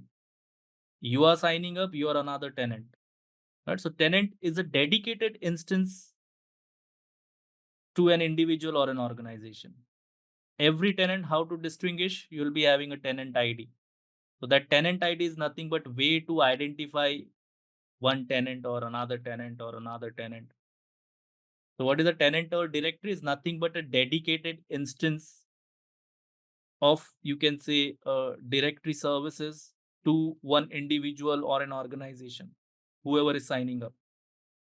Okay. So there is nothing but multi-tenant service where people are using, since it's a public service, anyone can come and anyone can sign up. So in order for Azure to distinguish all these tenants, they provide you the tenant, they provide you the directory ID or tenant ID, you can say. Microsoft Entra ID tenant is nothing but a dedicated instance. All right. It's a dedicated instance for one individual or an organization. Okay. I have my own, my organization, if they have signed up, they will have their own. You have signed up, you will have your own. Okay. One tenant is dedicated to one, this tenant is dedicated to one person or one organization. Now, if I use the same email ID and sign up second time, and if I'm creating another tenant, I am part of two tenants. It's like a multiverse over here. I'm part of two tenants, but this tenant, both the tenants are separated with each other. All right. One organization can have multiple tenants, but both the tenants will be separated with each other. So whatever user I'm creating over here are different users. Whatever users I'm creating over here are different users. Right? Now there are ways to make sure that these users are part of this, these users are part of this. That is a different topic altogether. All right. One company has one tenant ID, that is correct. So every customer of Azure will have their own tenant ID. Okay. So I as my use as I as an user, I logged in. Let me just give you an example, just explain you over here. So you see, I have logged in with the on-demand lab user. You see, this is nothing but my tenant ID. Now, if I go to the users section, you see the number of users part of this tenant. So these two users belong to the same tenant, labs admin and this user. So this users belongs to the same tenant. Now, if I create thousands of user over here, all the users will have same tenant ID. All right. So all these users will be trusted by this directory service, whatever directory service I have created. Right. If I created 1,000 users over here, all the 1,000 users are part of one tenant. It's like part of one directory, part of one company. All right. But this, let's say this user signs up for a free tier account. So he will have its own tenant. Now this user is part of two different tenants and both the tenants are separated with each other. So if this user goes ahead and create another thousands of users, this 1,000 users are different, this 1,000 users are different. Okay. Real example where you have a company who wants to use Azure services. If any organization wants to use Azure services, they'll sign up for Azure services. So once they sign up, how Azure will identify this company? They'll provide it a tenant ID. So that is a tenant ID dedicated to this company. Second company who signs up for Azure services, Azure will create another tenant for them. The tenant ID, this is different, this tenant ID is different. Now, both the tenants are different tenant. They do not have access to each other's resources unless they explicitly allow it. All right. So tenant is nothing but a dedicated instance to one company, one organization, or one individual, whoever is creating the account. Okay. I can explain in a very simple format, which is helpful for everyone. Are these two different things or same things? Netflix Prime. You have account in Netflix, you have account in Prime. right? Can I use the same account? I mean, I can log in using the same credentials, that is possible, but can I use the same user ID and same password and watch Netflix content while logging into the Prime ID? While logging into the amazonprime.com, I just go to Amazon Prime over here. I logged into Prime, and can I watch the whatever Netflix has its in its own collection? Can I watch that? Is it possible? No, right? So these are two different worlds. Similarly, when one company wants to use directory services, and if they are relying on Microsoft Entra ID, if they rely on Microsoft Entra ID, Netflix will create its own Azure subscription or its own Azure tenant, and this will be one tenant from Azure point of view. Netflix will get its own tenant ID like this. Same when it's come to Prime, they will sign up for Azure. Let's just assume that they're also using Microsoft Entra ID. So from Azure point of view, this is another tenant. All right. So these are two different tenants. Netflix is one company, Prime is another company. These are two different tenants. Same goes for Hotstar or whatever services we have available in the market. If they are making use of Azure and Microsoft Entra ID, then these three are three different tenants. Okay. So any account that you create using Microsoft Entra ID, that becomes Microsoft Entra ID account. Okay, so if I make use of Microsoft Entra ID, and if I create a new user, you see the new user option over here. If I create it using Microsoft Entra ID, that account will become Microsoft Entra ID account. So it's just given a term where you are creating account using Microsoft Entra ID portal, using Microsoft Entra ID solution. If you're creating an account, that particular account will be known as Microsoft Entra ID account. It's just a name. It's just a logical name that is given. Okay. Another question from Sharad, where does it show user are of same tenant? So if you see, it's quite simple. Have you see in Netflix also you create different profiles, like I have option to create different profiles in Netflix, right? So all these profiles, I think 4 or 5 I can create. They are under same account or they are under different account. They're under same account. They use all of these users use the same user ID and password, right? If you create different profile. So if I log in using a user account over here, that means I'm logging into one of the tenant, whatever tenant I have been assigned. And once I log into the tenant, if you go to the users option, you will see all the users. So if I see all the users under this tenant, that means this user belongs to the same tenant. Okay. Now, obviously, I don't know the user ID and password of all the users. I'm not the admin, right? So I can log in with my user account only. So here I can see the tenant ID. This is my tenant ID. That's all.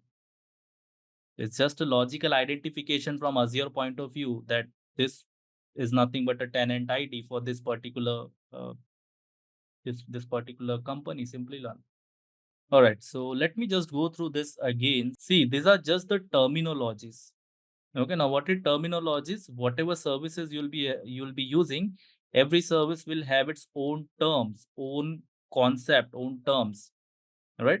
So in general idea, if I say an user ID, that is nothing but an email ID which you use in day-to-day purposes, in day-to-day activities like your Gmail ID, right? So Gmail account is nothing but your Gmail ID. So it asks you to enter an email ID and then password. So any user, any identity is nothing but an object that can be authenticated.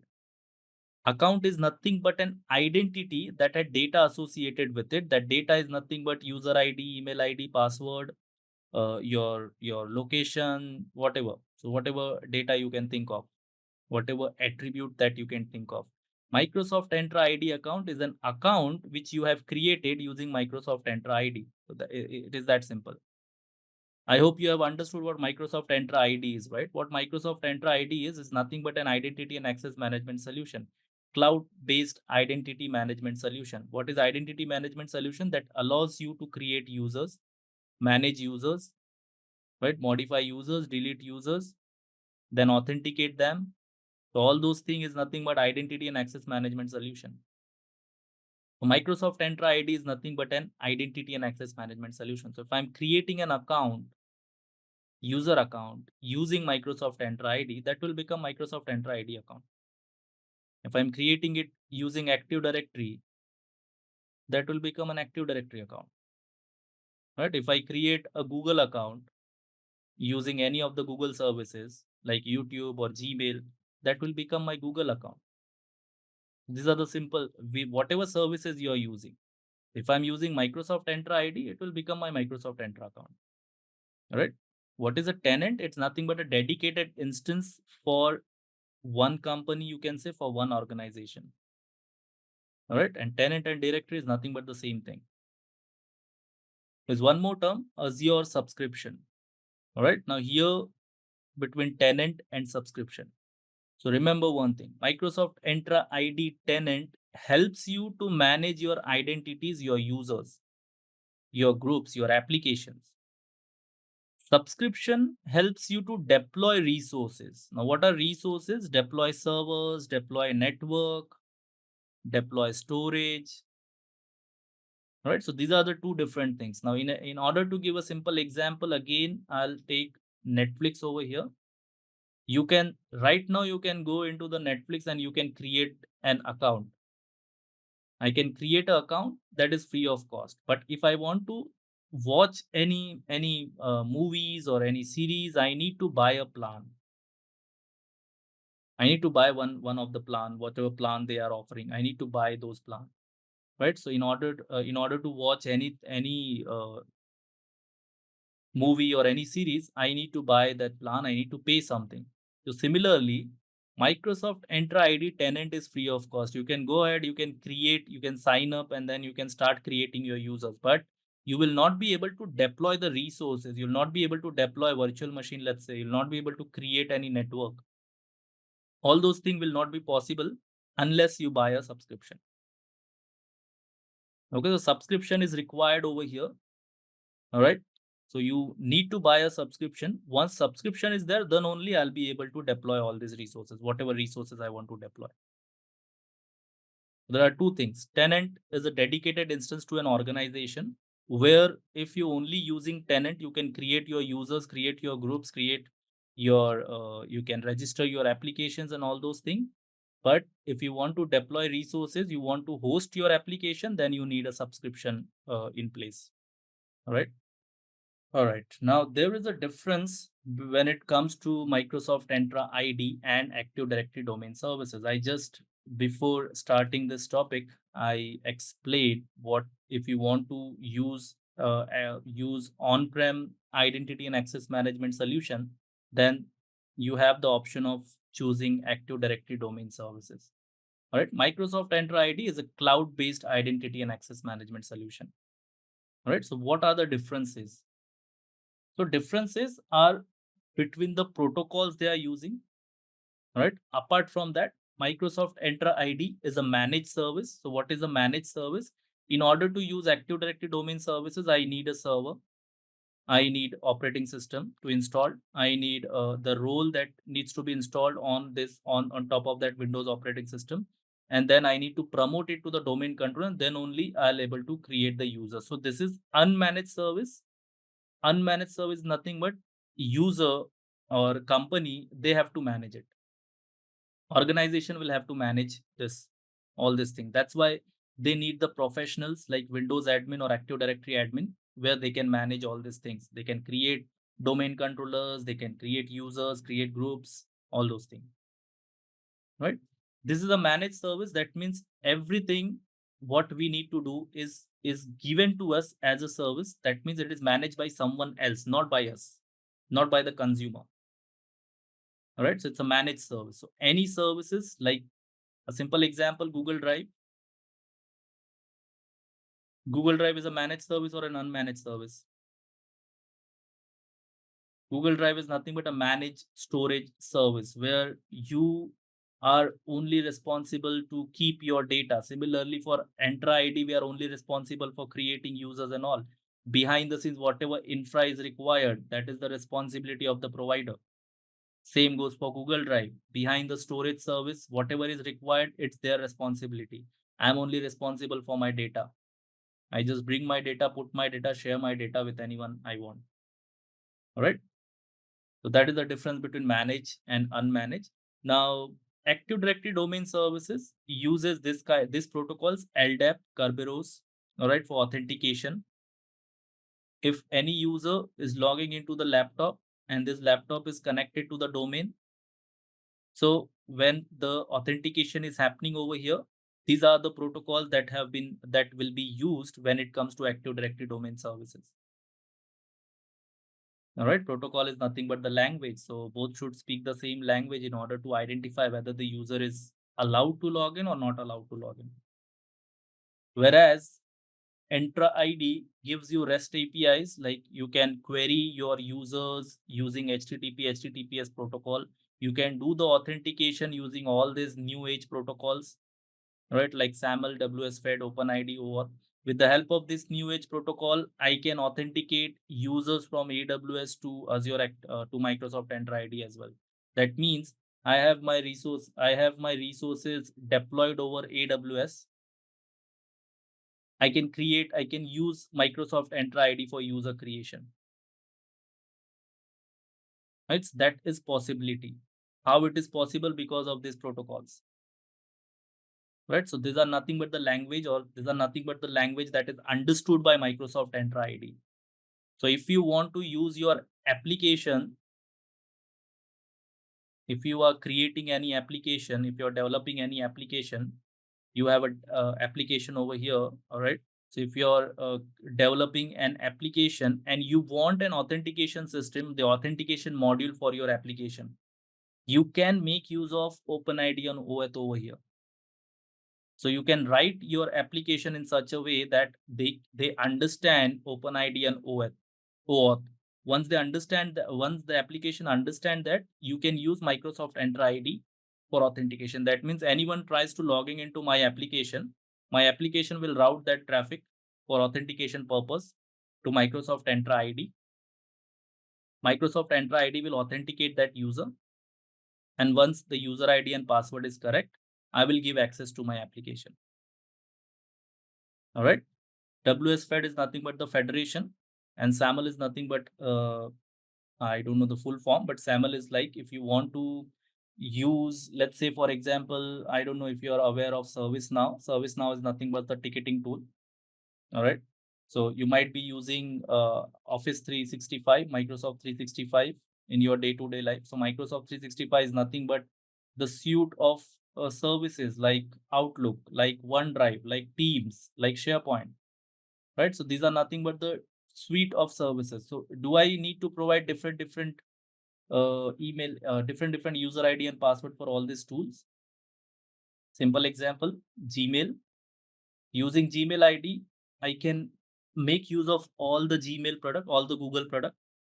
Using Gmail ID, whatever ID you have got, you can use YouTube. Using the same email ID, you can use Google Drive. What else do we have from Gmail? Google Sheets. All this thing can be accessed. Google Meet, right? All this thing can be accessed using same email ID. So how this is possible? This is known as single sign-on. So this is possible using SAML protocol. All right. So that is the protocol which is used to do all these things. So for example, if I'm using any third-party product which is not coming from Microsoft, ServiceNow, for example, it's nothing but a ticketing tool. All right. So if I want to use it and I have users in my company, I don't want them to use different email ID for ServiceNow, different email ID for Microsoft 365, different email ID for any other service. So instead of providing them different email IDs, I can make use of single sign-on. I can provide them single ID and I can onboard ServiceNow into Microsoft Entra ID using the SAML protocol. All right.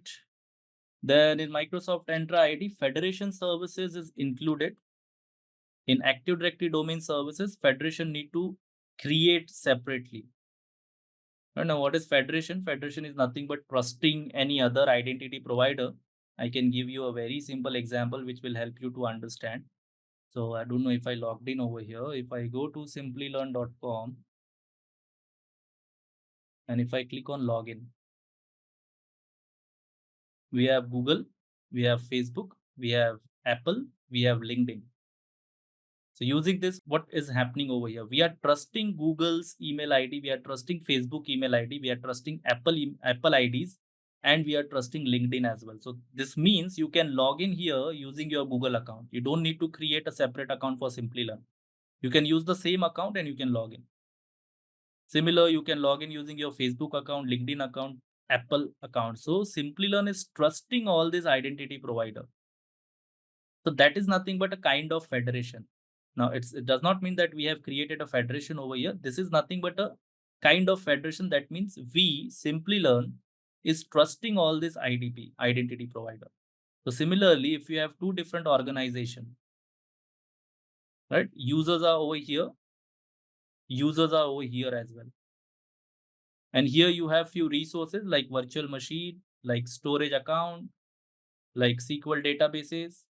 You want this user from one company, company number one, to access these resources. So how to do that? So where the authentication will happen? So one thing what I can do, I can create the same number of users, same user ID over here as well. All right. So that is one possibility. But then you need to manage the user account on both sides. If let's say tomorrow this user resigns, so I need to delete the account from here. Similarly, I need to delete the account from here. So I need to manage identity both the sides. So that's an overhead. That's headache for your administrators. If I have thousands of users over here, I need to create thousands of users over here. So in order to avoid that, what I can do, I can create a federation server on both ends, right? And I can trust company 2's directory services. Company 2's directory services can trust company 1's directory services. Similarly, company 1's directory services can trust company 2's directory services. That means whenever any user wants to log into this resources, if I'm trying to log into, let's say, this resource VM, what will be happening? The directory server from company 2 will redirect the authentication request to directory 1. And if it's authenticated, then only the access will be provided. So that is nothing but the federation services. That's a big concept, all right, and that is included in Azure Active Directory, in Microsoft Entra ID. You don't need to create the federation services separately when it comes to Microsoft Entra ID. So that is directly included, all right. But when it comes to Active Directory domain services, I need to create a federation server. So I need to have a dedicated federation server. So that is nothing but the federation. Trusting someone else's directory services is nothing but federated authentication, federated services. Okay. All right. The last thing we have over here is a Microsoft Entra ID is a flat structure. So I'm not going into depth into this particular point, because if you're familiar with Active Directory domain services, and I promise that this is the last time you are hearing ADDS, unless you are joining an organization where they are using Active Directory domain services. From AZ-104 point of view, this is the last time I'll be mentioning ADDS. All right. So if you have worked with ADDS, it has an hierarchical structure where first of all you create a forest, you create trees, and then inside that you create a domain. All right. So this is nothing but the hierarchical structure. Then you have the option to create organizational unit and all those things. Here we don't have that kind of hierarchical structure. Here we have a simple tenant. That's all. If you have your tenant created, you simply go ahead and create your users. In Active Directory domain services, you need to create all these things, and then only you can create your users, groups, and all those things. Right. So this is what we have in ADDS, and this is what we have in Microsoft Entra ID. Right. So it's a managed service. It uses different protocol when it comes to Microsoft Entra ID. It uses HTTP, HTTPS. All right. Federation services is included. That means we do not need to have a separate server which will only focus on federation, right? But when it comes to Active Directory domain services, we should have a different server which will do the federation, right? And here we have a flat structure, only tenant. That's all. We have a tenant. You create users groups. Here we need to create all this thing first. All right. It's like a single sign-on protocol. So I can onboard all these third-party applications, SaaS-based applications.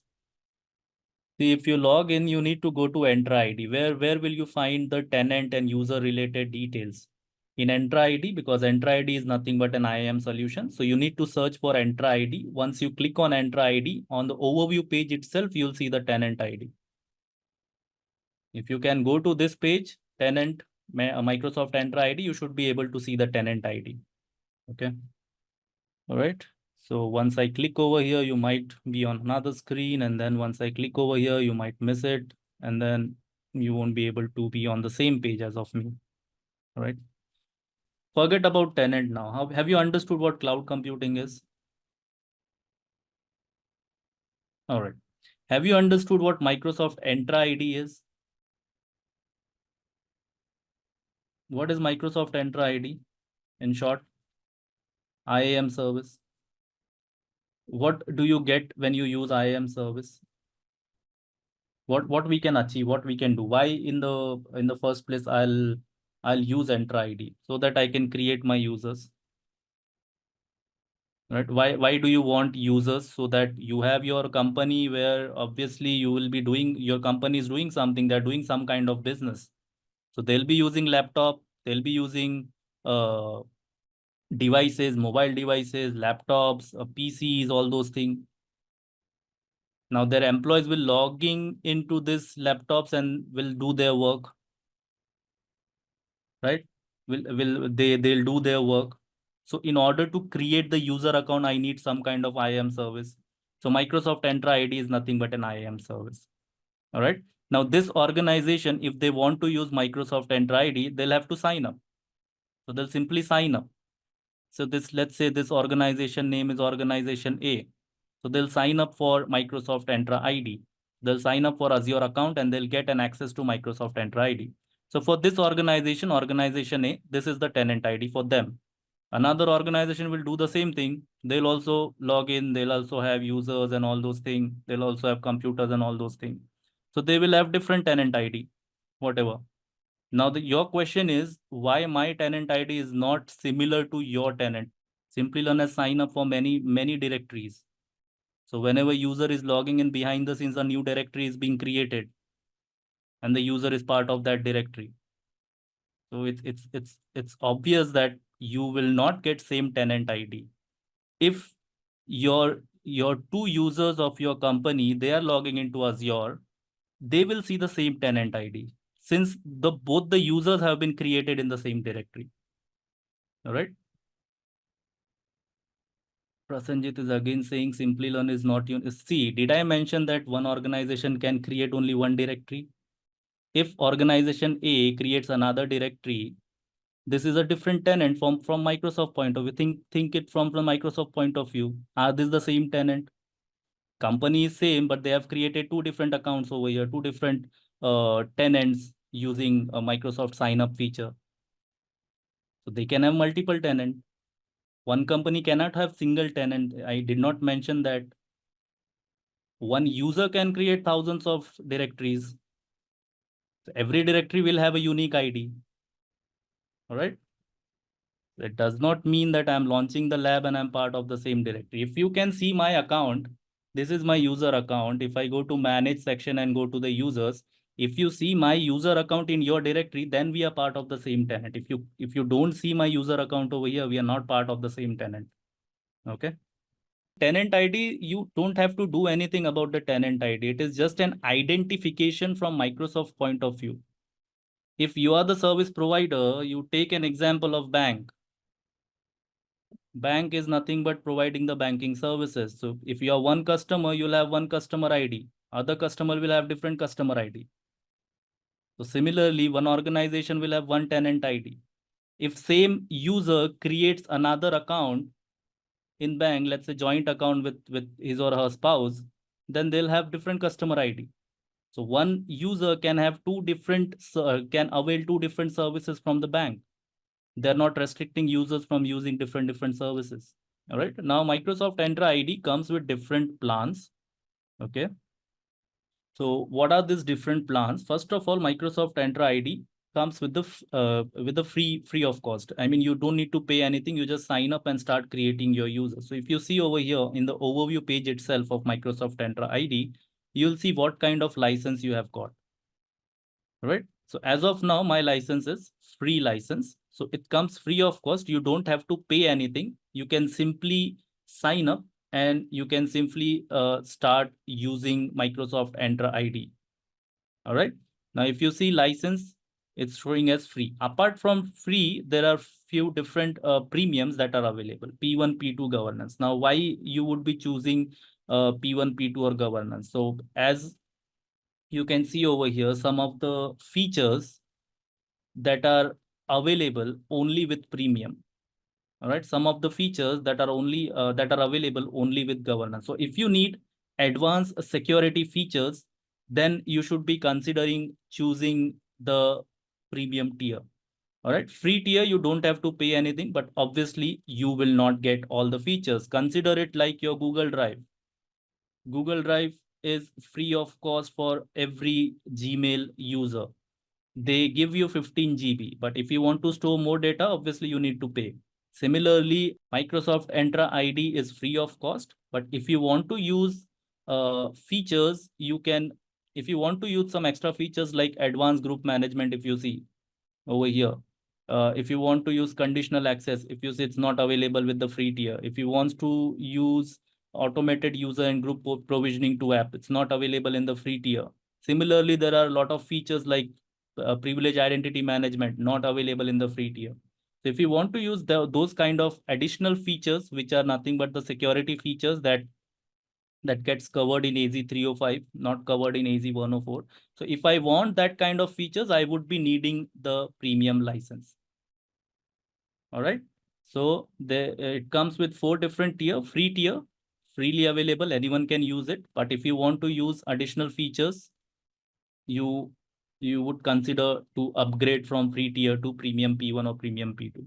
So I have a link over here which will give you detail about all the features. And as you progress in Azure journey, you'll understand what this feature is, what that feature is. Now, obviously, AZ-104 does not cover all the features.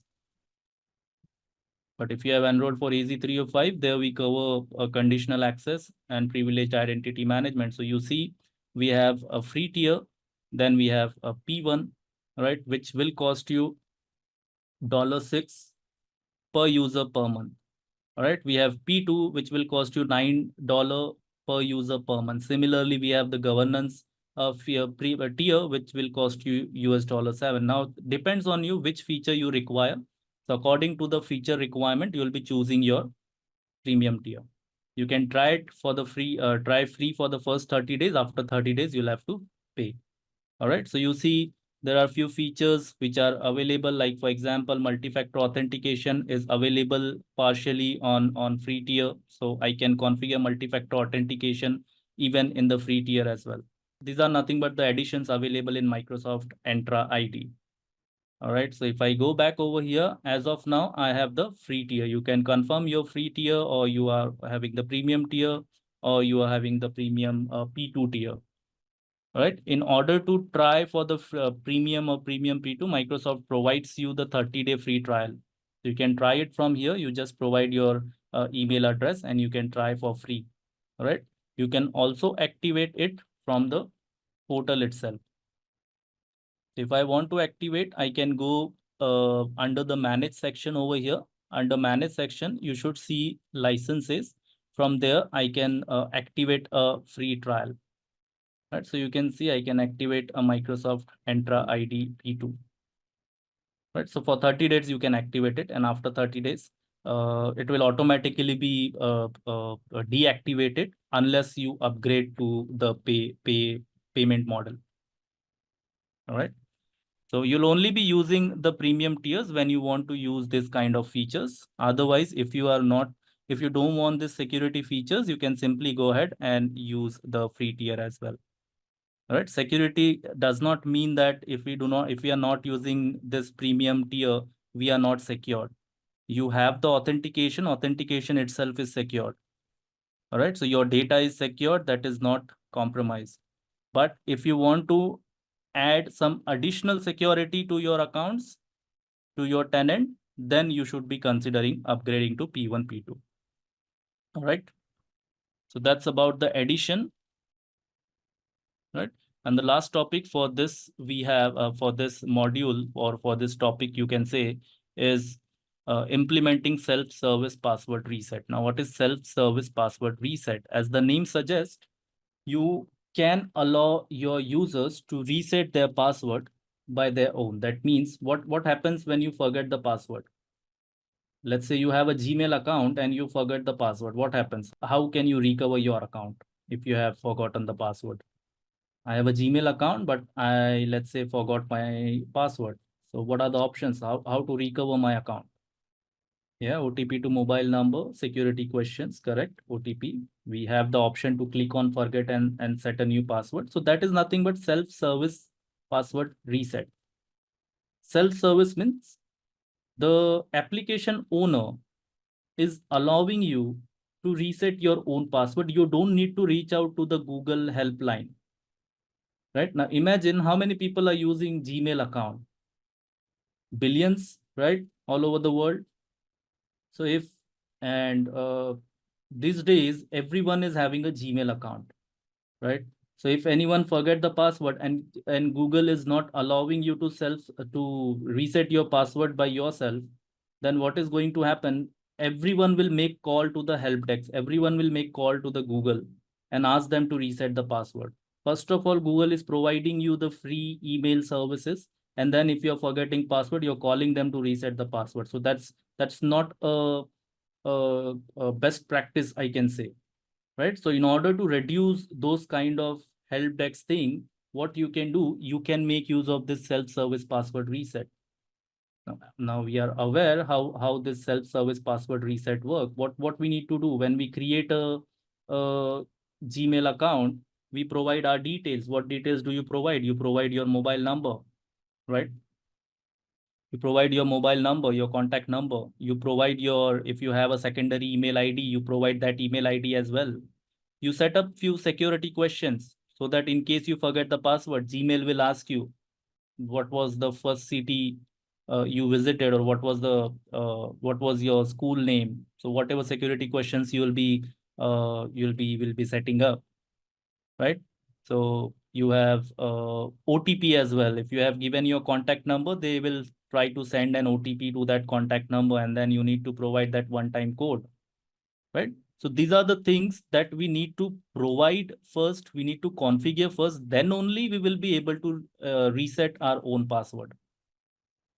Right. So these are the things that we need to provide. So Microsoft Entra ID provides you the option to configure the self-service password reset for your users. You understood the concept of Microsoft Entra ID. We'll be creating users and all, right? So I have a Microsoft Entra ID account over here, Microsoft Entra ID tenant over here. All right, we have this tenant. I have created thousands of users inside that tenant. I have created thousands of users inside that tenant. If two of the users are forgetting password, what they'll do, they'll log a ticket, or they'll ask their colleague to log a ticket, and that ticket will come to help desk team, or whatever team is managing the Microsoft Entra ID, and your help desk team need to reset the password. Right. So in order just to reset the password, I have to hire a few people. All right. So in order to avoid that additional cost to your company, or you can use your human resources in a good required things, in a good requirement. All right. Instead of just resetting password. So what you can do, you can use this feature of self-service password reset. You can ask your user to provide few details. And once the user have provided all these details, in case in future, if they forget their password, they have the option to reset by themselves. They don't need to log a ticket to the help desk or a support team, all right, or the front end team, whatever team you have. So self-service password reset is nothing but a feature that helps your users to reset their own password, which is quite a basic requirement these days. All right.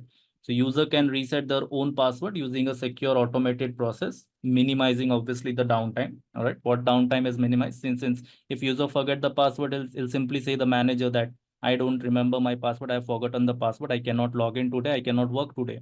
so that one day productivity is gone for one user over there, right? So we have given this option. Microsoft has given you this option to configure self-service password reset. And once you have configured it, your users should be able to reset their own password. You can also implement multi-factor authentication along with self-service password reset, so that, see, email ID is something which you share with your people. So if I have any email ID over here, emailid.com, whatever my name, @gmail.com. So this is my email ID, which I might have shared with people all over the world. So many people will have access to my email ID. They know my email ID. Obviously, they don't know my password. So what hackers can try to do, they can use my email ID and they click on forget password. And then they just guess all this thing. All right. So in order to avoid those kind of things, in order to avoid those kind of security risk, what we can do, along with self-service password reset, we can enable multi-factor authentication as well. All right. So that you can use just to ensure security. Then you have the option to select from what are the methods available for the user to recover the password. So you have all these options to select from. You can configure it and you can select whatever you want. All right. If you are selecting security questions, you can decide the number of questions that user will require to register for the self-service password reset. All right. Now you need to remember one thing here. One thing you need to remember is that self-service password reset is freely available for free tier. So you don't need a premium license if you want to use self-service password reset. Even free tier will work. All right. The only difference over here is, the only thing that I want to share here is, if you click on end user self-service and if you see self-service password reset, you see self-service password reset. With on-prem users, it's not available in the free tier. That means if I have Active Directory domain services already in place, I have few users over there. And I have Microsoft Entra ID as well. I have few users over here in Microsoft Entra ID, and I'm synchronizing my Active Directory users to Microsoft Entra ID. So for this on-prem users, I will not be able to use self-service password reset using the free tier. So if you want to use, you need to go for the premium tier. All right. Got it. So self-service password reset in free tier is only available for Microsoft Entra ID users, not for the on-prem users. All right. So how you can enable self-service password reset for your users. So first of all, you need to go to portal.azure.com. You need to log in. All right. And once you log in, you can go to your Microsoft Entra ID. So you can search for Microsoft Entra ID in the search bar. All right. And you can simply scroll down under manage section. You can simply scroll down and there we have the option of password reset. Obviously, it is grayed out for me because I am using Simplilearn directory and everything is not available to the users that we are creating using the launch. But if you see that in your own tenant that you have created, either free tier or your company's tenant, if you have proper access, you should be able to see the password reset over here. All right, from here you can configure, you'll directly be landed to the same screen that we have mentioned over here. All right. So that's about self-service password reset. If you want to use self-service password reset, you just want to go to the password reset section from the under the manage section in Microsoft Entra ID, and you can configure all this. So what these options are saying, number of methods required to reset. So you can select either you will send an authentication email to a secondary email address, or you need the mobile phone, and or you need the security questions as well. So it's up to your administrator. If you are the Azure administrator, you're managing Entra ID. So you need to decide what are the methods available to the user with the help of which user can reset their own password. All right. So that's about topic number 1. On-prem integration is like I just explained. If you have Active Directory domain services that you are using on-prem and you're synchronizing your users with Microsoft Entra ID, So in that case, if you want to use self-service password reset for your on-prem users, you can do that using this option, but you require a premium Microsoft Entra ID license, either a P1 license or a P2 license. You can go to that link and you can find out which license is required. All right, so that is nothing but on-prem integration. All right. See, command or script you can create by yourself, right? How you can create, you need the APIs and all those things. You need the knowledge of the scripting, and then you can create a script and then reset a password. Here we'll simply get the reset password option when I log off from here. So if I go back to the browser and if I do portal.azure.com, here you see can't access your account. You'll have to provide your email ID, you'll have to provide your password, and all those things will help you to reset your password if you have registered for the self-service password reset. Okay. Password reset is available with free tier. If I'm not wrong, you can see it over here, password reset and user self-service. So self-service password change for cloud user is available with the free tier. If you see over here in the Microsoft documentation itself, this row is for this column is for the free tier. So if you see self-service password change for the cloud users that you have created using Microsoft Entra ID, they can reset their own password if you have enabled it. Okay. On-prem integration is not covered, Praveen. You need to go for SC300 if you want to learn more about. See, this is Azure Administration course. It's not about Active Directory or Microsoft Entra ID. All right. Azure Administration course will have different topics. Obviously, you need to know different services that Microsoft provides. You need to know those services. And Microsoft has included those services over here. On-prem things are not included in Azure Administrator. If you want to do on-prem synchronization with Azure, I would suggest you to go for SC300. I don't know, Simplilearn doesn't provide training on SC300, or you can go for AZ-800 or 801. All right, so these are the two certificates where on-prem things are covered in details. All right, so that's about the topic number 1. Now we'll start the second part of topic. This is the agenda which we will be covering. So now we come to the second topic, part number 2 of configuring Microsoft Entra ID. Okay. So configuring Microsoft Entra ID is how you can create users, how you can manage users. If you have a requirement, let's say your company is hiring people in bulk and next Monday they are joining. If they are hiring hundreds of users, obviously you need to create their account in bulk. We won't be creating one by one. So we need to have some kind of option where we can create user accounts in bulk. So that's what we'll see, how you can create user account in bulk, how you can create group accounts. All right, how you can assign licenses to your users. So the licenses that we're talking about, premium P1, premium P2, if you want to use it, if you have those licenses, how you'll be assigning those licenses to your users or groups. And then at the end, we'll do one demo where I'll show you how you can create a user and a group. And also I'll share one interactive labs link with you where you can do the interactive labs yourself. All right. So let's start with this topic. Let's come to the main topic where we'll be creating few users. All right. So what is a user? User is nothing but your employee. So if you have a company for which you're working and you are the Azure administrator and one of the user is joining in, first of all, you need to create their user account. Right. So what is a user is nothing but your employee who needs access to your company's resources. All right. So whatever resources you have, you might be having servers, you might be having applications, you might be having storage account, whatever.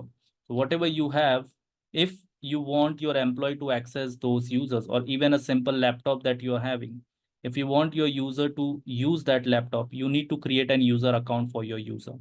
All right. So user account is simply an account for your user, which you will be creating in Microsoft Entra ID. So user account in Microsoft Entra ID is nothing but an individual identity within that particular organization. Okay. So let's see quickly how you can create a user. If in order to create a user, you need to again go to your Microsoft Entra ID. All right, you should see some page like this, or someone some of the people should see all the options expanded. All right, now if you click on manage over here, you see the first option that we have under manage section is it shows users. All right, so from here I can manage, create, or modify users. If there are any existing users, I can modify them. I can create a new user. So let me quickly show you how you can create a new users. All right, so as of now I have only 2 users. If I want to create a new user, where I can go, you can go over here and you can create a new user. You see the option new user. From here I can create a new user.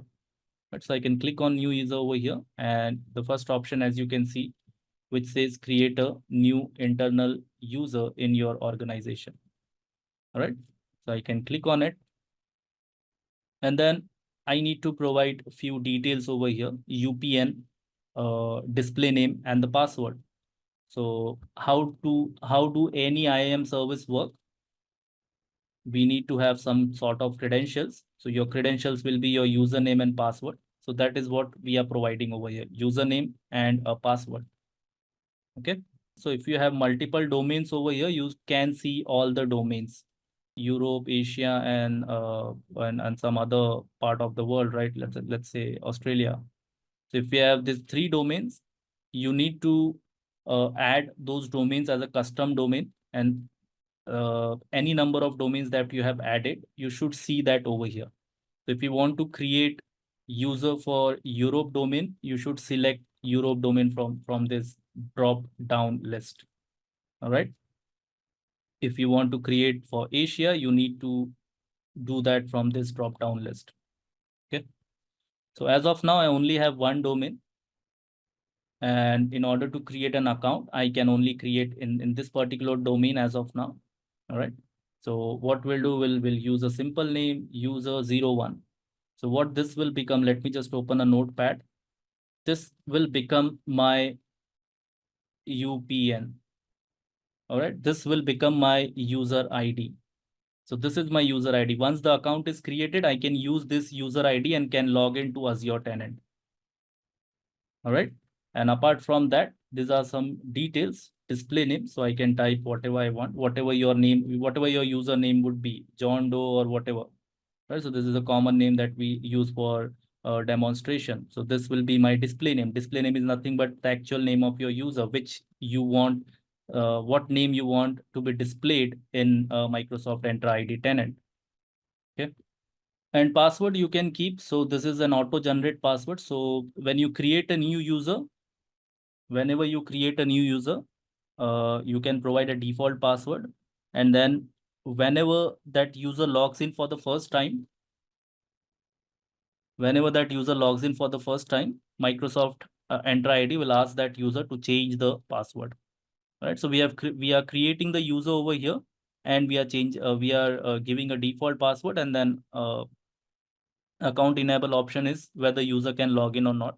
So if your user is logging in next week, so till then you can keep the account disabled, and during the joining, you can again come over here and you can click enable checkbox over here, and user account will be enabled. So if you keep it disabled, user account will get created, but user will not be able to log in. Okay, so it's like account disable or account enable. So once you have provided all these details, you can click on review create, and your account will be created. So as you can see, within 1 second, the account is ready. So everything okay. If you do not receive any error, then sometimes you should see your user account under Microsoft Entra ID tenant. Right, now let's try to log in with this user. So in order to log in, what I need the username and the password. So these are the username and the password. All right, so I need to log into the browser. So I'll open portal.azure.com in another browser so that it does not conflict. All right, so what we need to provide, we need to provide the email ID or the user ID, which is nothing but this. I'm providing it over here, and then I'll click on next, and it will ask me for the password. So this is the password that was default generated password by Azure Entra ID, and then I click on sign in. So this is the first time I'm signing in, so it will ask me to reset the password. All right, so I can keep now. So this user will keep its own his own password, whatever he can remember. Right, once he has provided the password, he can click on sign in, and now you're part of the same tenant. So once I have provided all those details, I am part of the same tenant now. All right. Now you can see that if you go to Microsoft Entra ID, you can search for Microsoft Entra ID from here, or you can enable the portal menu and you can go to Microsoft Entra ID. And from there, you can see you're part of the same tenant now. So if I click on Entra ID on another browser and the browser that I used to log in the new user, now you can confirm that these are nothing but the same tenant. Right, C568, C568. Okay. So user creation is quite simple. You just need to go to the users section. Under manage section, you need to go to users blade. You click on that, you click on create user, you provide the details and your user will be created. All right. That's about user creation. Now the other section we have is managing user. Now who can manage the user? So I created the user because I have those kind of rights. I have those rights that is allowing me to create the user. Now, who can create users in Microsoft Entra ID? Who can manage the user? So in order to create or manage the user, you need these roles. Either you need to be a global administrator or you need to be a user access administrator, right? Everyone cannot create the user, right? So in order to prove my point, what I'll do, I'll go to the user 01 section. So this is the user that we just created. Okay, this is the user that we just created, user 01. Okay, so as you can see, user 01, this is nothing but user 01. All right, so user 01 is the user that we just created. Now, can this user create another user? Let's see. You see, can I create another user? The option is grayed out. So as user 01, I cannot create a new user. Now, why I cannot create a new user? That is nothing but the authorization concept. Are you authorized to do something? All right. So in order to explain the authorization, we have a full topic over here, but I'll just brief it. What is the difference between PM and CM, Prime Minister and Chief Minister? What is the difference? Prime Minister has the authority over the country. So if Prime Minister today announces anything, it will impact all the citizens in that particular country. All right. So the difference between PM and CM is authorization, the authority. PM, whatever he passes will impact entire country. CM, whatever he passes will impact only a particular state. All right, so you see state laws and country laws. Right, so whatever PM says, if PM do the demonetization, it is for entire country. All right, CM cannot do that. CM will have different kinds of authority. CM has control over the state police. PM has control over the army. Right, so different level of authority over. Similarly, when I created user 01, what he can do? Can he create a new user 02? Can he do that? How to assign this? If CM wants to manage the RB, he needs to become the PM in the next election. Then only he'll be able to do that, right? So if user 02 wants to create another user, if user 01 wants to create another user, he needs to have some kind of admin rules. All right. So that admin rules are required. So in Azure Entra ID, or I should say in Microsoft Entra ID, you should have the global administrator or the user access administrator role in order to manage the user. You want to delete the user, get one of this role from your administrator. All right. User profile is optional, so not all the details are required. If I go back to the browser now, where I have logged in with the admin user, the user that got created when I launched the lab. If I want to, I logged in with that particular user, which has the authority to create the users. Creating a new user. if you see these properties, so these are the optional field. You don't need to provide each and every detail. So what is this property? These are nothing but the extra attributes. Okay. So if you want to add additional details for your user, what is the first name of your user? What is the last name of your user? What is the user type, whether he's a member, a guest, or what? Do you have any certificate? Are you doing the certificate related authentication? What is the job title of user? Let's say cloud administrator. What is the company name? So whatever your company name is. So these are not mandatory fields. These are optional field that you can provide over here. All right. So user profile is not mandatory. You can add all these details. If I go back over here, I'll show you the deleted user letter. All right. So what is the next tab over here? Assignment. So I just said that if you want your user to manage other users, you need to provide them this particular role, user access administrator or global administrator. All right. So this role should be available, should be provided to your user if you want them to manage. So how to assign that role? So while creating the user, you have a tab which is known as assignment that you can make use of.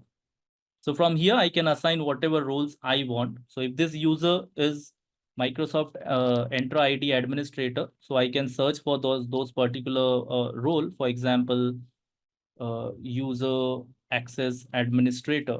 So I cannot see that role. Sorry, I clicked the wrong option. Okay. So as you can see, this is the option that we need to use. But because I'm using Simplilearn lab, I am not allowed to add that particular role.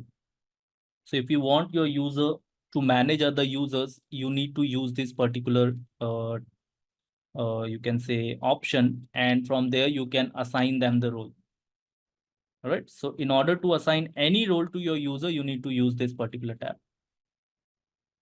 All right. And once that is done, you can simply click on review and create. Now that's that's while you were creating the user. If you have already created a user and you want them to assign you need to assign them some role, you can simply go to the users page, you can select your user, and from there also you can assign the role. So under manage section, you see assign roles, and from here also you can assign whatever roles you want. This is after once you have created the user.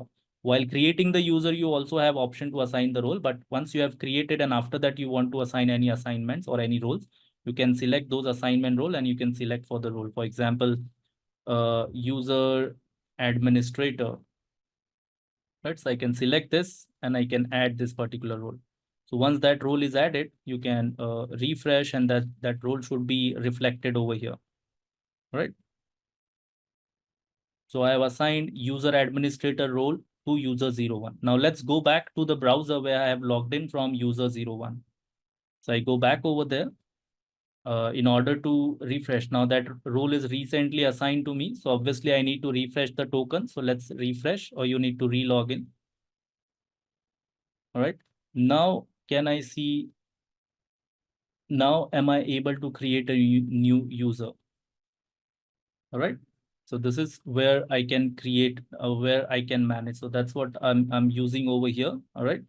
I have provided this particular user 01 user administrator role, and now this user can manage all other users as well. Okay. So now he has the option to create new user.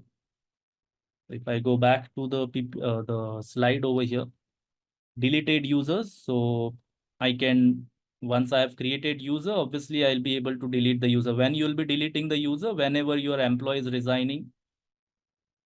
So obviously we need to delete that particular user. Otherwise that user will have access to my company's resources.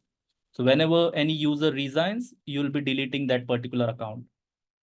Okay. So how can I delete a particular account? That's quite simple. I can go back to the portal where I've logged in with the user account. All right. I go back to the user section, and from there I select that particular user, and here you can see the delete option. So I simply delete it and click on OK. That user will be deleted now. If everything is okay, you receive this notification, you just refresh few times, you should not see that users. Once you have deleted it, you can see all the deleted users over here. All right. All the deleted users will be reflected over here. Now, once you have deleted the user, Microsoft will still keep them until 30 days. After 30 days, it will be permanently deleted. But let's say your requirement is that you don't want to wait for 30 days, so you can select that user and you can delete that particular user permanently using this particular option. Or within 30 days, if you feel that this is the wrong user account which I deleted, and you start receiving the complaint, you can also restore those users within 30 days. After 30 days, you will not be able to recover. All right. Within 30 days, if you want, you can restore those users. All right, so that's about user management. And the last option we have in the slide is log on information. So who is logging in, who is not who is logging in, every information is available. So you don't need to do any extra logging features and all those things. So if you see over here under monitoring section, under Entra ID, you should see the sign in logs over here. All right. So you see user 01 just logged in, ODL user just logged in, whatever. So whichever user is logging in, you should see all the account over here, right? It's whether the login was successful or failure. So login information is available for you in any point in time. If you want to, you can go and you can see, all right? So that's about logon information. That's about user, managing user. So in order to manage user, you need this particular role, either the global administrator or the user access administrator. The difference between these two roles is global administrator has full privileges. So it's like a root user, which is having entire access over your tenant. User administrator will only be able to manage the user section. Right? He can create users, modify users, assign users to any group, remove user from any group. He can delete users, all right, modify the properties of user. Okay. So all those things, if you just want a user to manage another users, then you can provide this particular role to that user. Global administrator, if you provide any user the global administrator role, that particular user will get the full privilege to your tenant. Okay. All right, next topic that we have over here is performing bulk operations. As of now, I just created one user, user 01. Okay. Now, what if there is a scenario where hundreds of users are joining in? If hundreds of users are joining in, obviously I cannot go, how much time it will take for me. I can go over here under user section. I can go over here, I can click on create user, I can click on create new user, I can provide the details, I can click next, review create. So one user is created. I can go back again to the user section. I click on new user, create new user. It will take another, if one user creation is 5 minutes, if I'm creating hundreds of user, it will be around 500 minutes. Right? So we should be having some kind of option where we can create users in bulk. So that's what this topic is about, bulk account updates. If you want to create or modify users in bulk, if you see the third option over here, bulk operations, from this you can do. All right. Now it's quite simple. If you have worked with Active Directory, you know that we need to create a script or we need to create a batch script, and then only it is possible to create the bulk user account in bulk. Here, Microsoft Azure has given you a simple option where you can download a CSV file, enter the details, your username, your password, and all those details, upload that file back, and your users will be created. All right. So that's what this bulk operations mean. If I have any scenario where I need to create users in bulk, then I can use this particular option where I can download a CSV file. I can provide the details. I can upload back that CSV file, and the users in bulk will be created. Same goes for the deletion as well. All right. So I'll show you two demos over here. So I'll click on create bulk create over here. So Microsoft is giving you a CSV template. All right. I can download that. Okay. Once I have downloaded that, I can open it. I just need to provide the required details. I clicked on open, so Excel will just open. All right. Here, if you see what details are need to be provided. Okay, so these are the required details. So you see in every cell, they have mentioned which detail is required. So if you just provide the required details, the CSV file will be, once you have provided all the details which is required, you can upload that details, upload this file after saving it, and then your users will be created. So what you need to provide your user name over here, right? So I have already created user 01. So what I do, I provide user 02, 03, 04, just to quick. All right. And here you need to provide the user principal name. So what is UPN? UPN is nothing but the user ID of your user. So for providing UPN, I need the domain name, whatever domain name I'm using over here. So this is my primary domain that I'm using. All right. So I can copy this name. I can go back to the CSV file and I can just provide my user name over here, user02 @ whatever your domain name is. All right. Same I can do user03 @ whatever my domain name is. Same goes for user04 @ the domain name, and then user5 @ the domain name. Right. Then password, what password you want. So you can provide whatever password. Make sure you don't have a space, since it will fail if I do not remove that space.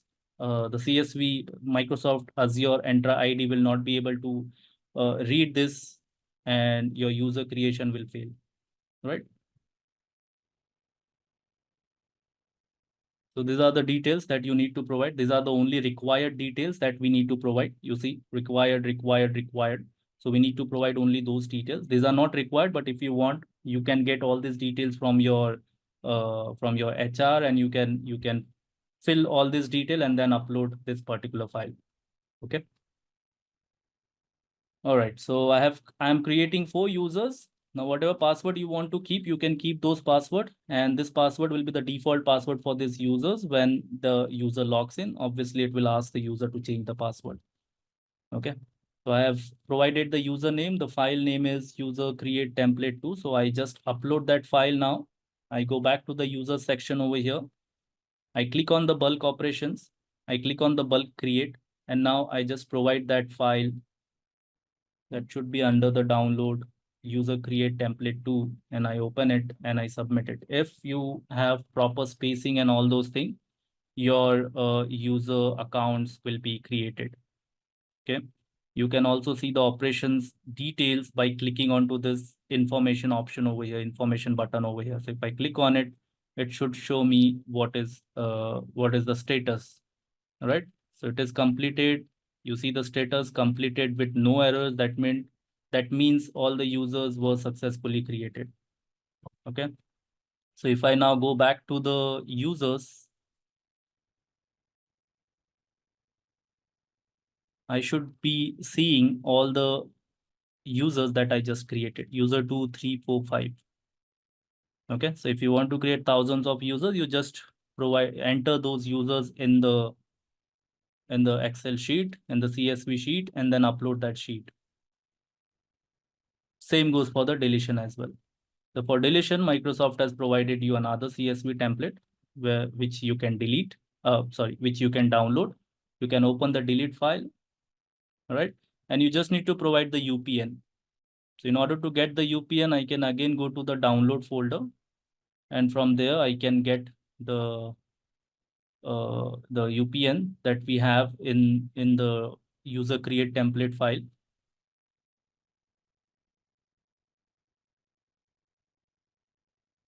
All right. I can copy the UPN. I can go to the delete file. I can paste it over here. And I can save the file, close it, go to the portal.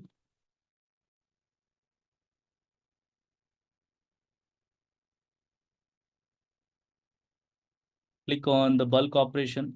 Click on, sorry, this is not the portal from here. Click on the bulk operation. Click on the delete option over here. Just provide the delete file from the download folder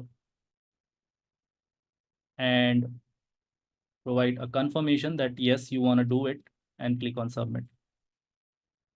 Okay. So once it is done, your user should be deleted. So this is the operation. You can see if any error was there to my CSV file, there was no error. So 4 users were deleted. You can again go to the all users section and you can confirm that all the users have been deleted. So you can do those bulk operations from here. All right. So this is quite a simple thing, which I'm showing over here. This will be your day-to-day activities if you become Azure Microsoft Entra ID Administrator, where you'll be creating users, modifying users. All right. These days, obviously, company will not have a dedicated person to only manage this creation and deletion of users.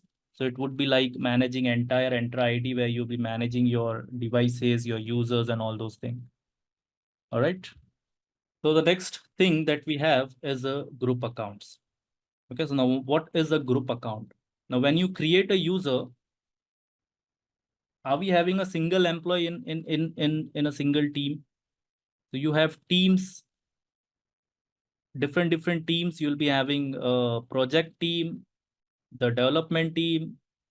You'll be having managers. You'll be having virtual machine administrators. You'll be having Windows administrators. So you'll be having different teams. You'll be having cloud administrators, right? So if 5 people are joining in and they all are cloud administrator, they need the similar kind of role. They need the similar kind of access. How to do that? How to achieve that? For example, let's say 5 people are joining in as Microsoft Entra ID administrator to my company. So they are Microsoft Entra ID administrators. As the name specifies, they'll be managing Microsoft Entra ID. So the role that we just saw, user administrator, we need to assign them this role. So one way is just manually create the user or use the bulk option to create the user and then assign all the user administrator role. So that's one way, but obviously that's not a best practice. What I can do over here, I can create a group account in Microsoft Entra ID. I can add all these 5 users to that group account. All right. And then instead of assigning all the users individual roles, I will assign that role to this group. So whoever user belongs to this group will automatically has this particular role. Right. So that's why you will be using group accounts in Microsoft Entra ID. So this is the basic concept where you'll be using group accounts. So you'll be part of one group. You'll be assigning roles to that group. And once the role is assigned, every member of that group will attain that particular role. So that is nothing but the group account. In Microsoft Entra ID, we have 2 types of groups: security group and Microsoft 365 group. So these are the 2. When I click on create groups, I can see that these are the 2 options that is given to me. Either I can create a security group or I can create a Microsoft 365 group. So what is the difference between these 2 type of group? So security groups are used to manage users. If you want to assign any kind of permission to your users, like user access administrator, like global administrator, any other role which we have in Microsoft Entra ID, whatever role you want to provide to your user, you will be creating the security group types. Right? So that is the purpose of security group. If I want to assign any kind of role to multiple people, so I'll create a security group. I put them in that group and then I assign a particular role, whatever role I want to provide. So what are the use cases of security groups? Assigning access permissions to resources or applications, right? Managing access to Azure resources, or if you want to assign any kind of policies to your group, you can assign that to the security group. Another kind of group that we see in Microsoft Entra ID is Microsoft 365 group. So 365 groups are designed for collaboration. Like if you want to use Outlook, SharePoint, Teams, or any Microsoft 365 app, if you want your users to have access to those apps, you will be creating Microsoft 365 group. All right. Access in the sense, I'll give you a simple example over here. We have a group of monitoring team. So in that team, we have, let's say, 10 people, 10 employees. So what is the job role of monitoring team? What is their day-to-day task to monitor your infrastructure? So they'll be monitoring your infrastructure. Any issue, they should be notified somehow. So how they'll be notifying? How they'll be notified whenever there is any issue? So one way we can use is email. Right? So there should be a common email for all these 10 people. So if that kind of requirement we have, where if I send any email to this common email, all the 10 people should be notified. How to achieve that? So you can create a Microsoft 365 group for that, and you can put all those 10 people into that group, and then that group will have an email ID. And whenever you send an email to that email ID, all the 10 people will receive. All right. So for that reason, you can use Microsoft 365 groups. Another use case I can say is Teams channel. I don't know if you are using Teams, but I see most of the companies are using Teams. So in Teams, there we have the features of creating channels, right? Where I can create a channel for one group. All the members in that particular group will be part of that channel, and they can chat. They can notify themselves whatever issue they are facing, or if anything, they can within the group, they can just communicate with themselves. All right. So you can create a Teams channel using Microsoft 365 group.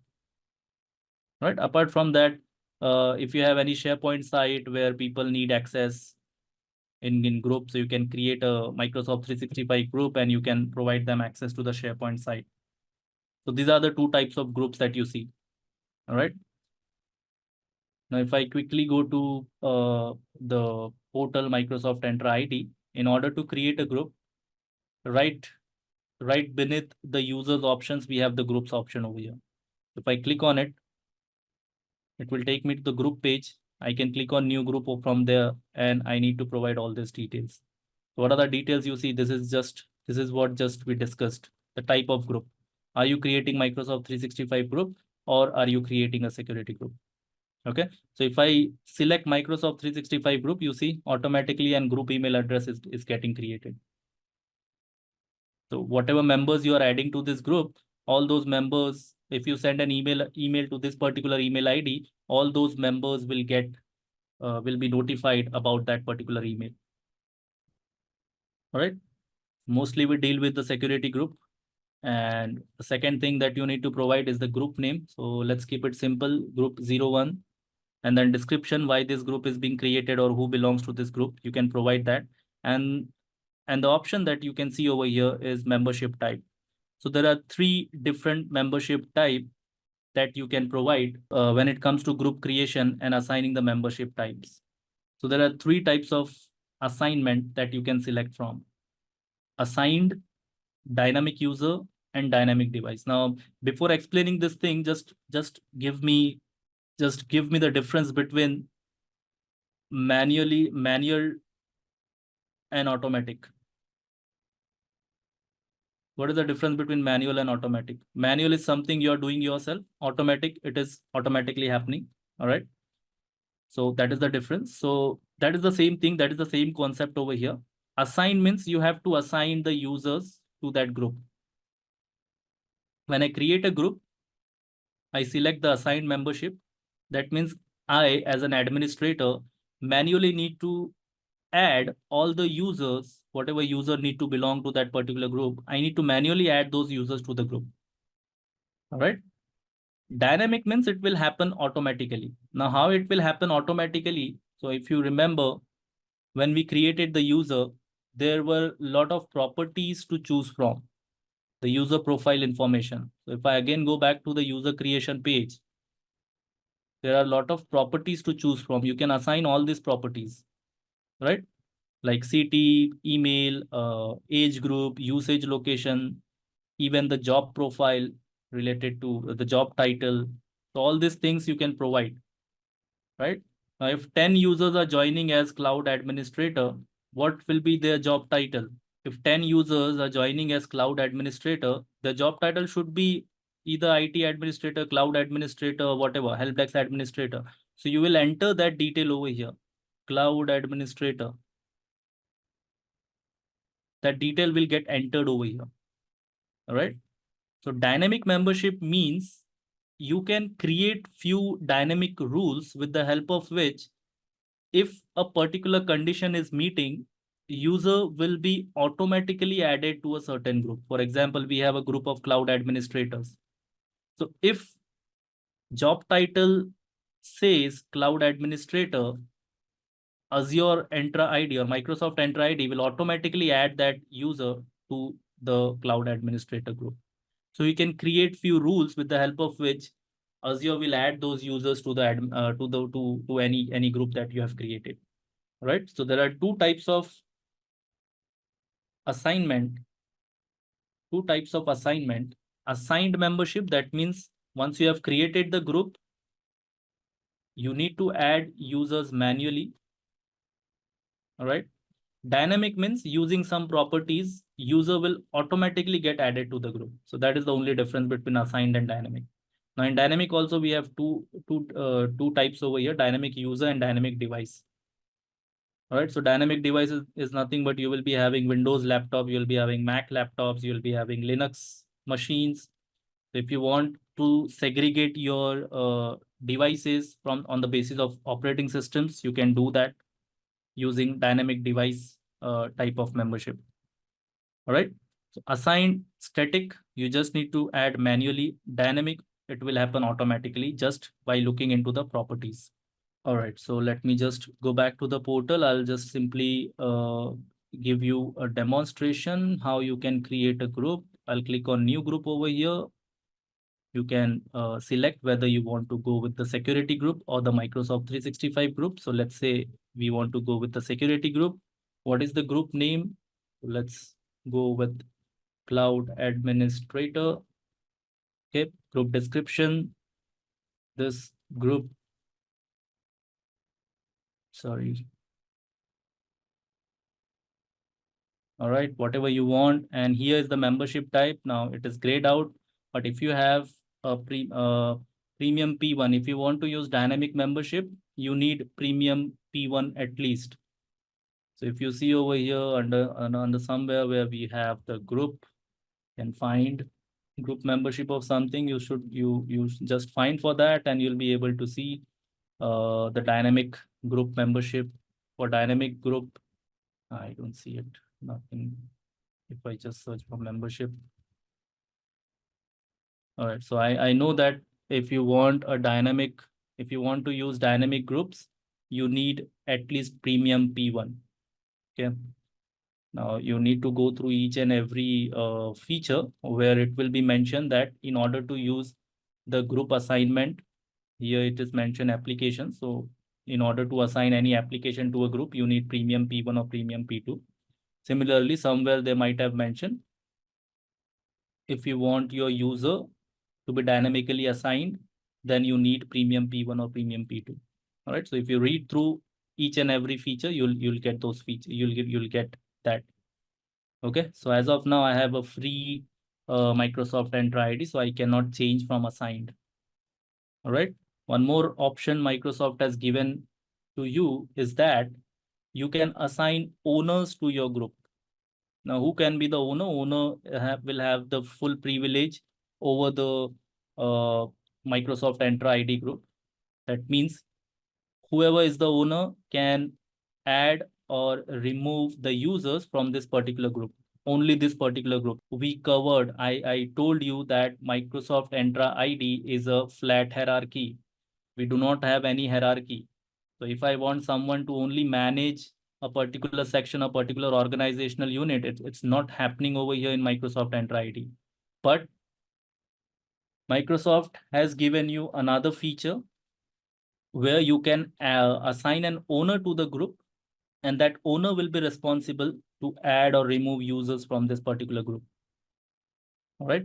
So it's just to segregate the different level of, you can say, different level of access over here. You can assign owner role to the team leader or the manager, and then that manager or team leader can add or remove that particular user. Right? While creating the group, if you want to assign members, you can assign members from here. So if I want to assign the user that we just that we are logged in with. If you want this user to be part of this particular group, you can assign while creating the group itself, or you can do it later as well. Once you click on create, your group will be ready. And sometime you should see your group reflected over here. Okay. As of now, there's no members to this group. So this is the group that we created. I can click on that group and then I can add the members over here. All right. I can select the user. As of now, we only have one user, so I can select it, and that user will be part of group 01. All right. And then you can assign the roles and administrators as well. So this role will be given to this particular group. Okay. So that's about group management. The next topic that we have is licensing. Now, what is licenses? Licenses are nothing but the licenses that we just discussed, P1, P2. Apart from that, there are many products that we have from Azure, from Microsoft. There are many products that we have from Microsoft that you'll be buying, your company will be buying. All right. For example, Microsoft 365 license. So what do we get with Microsoft 365?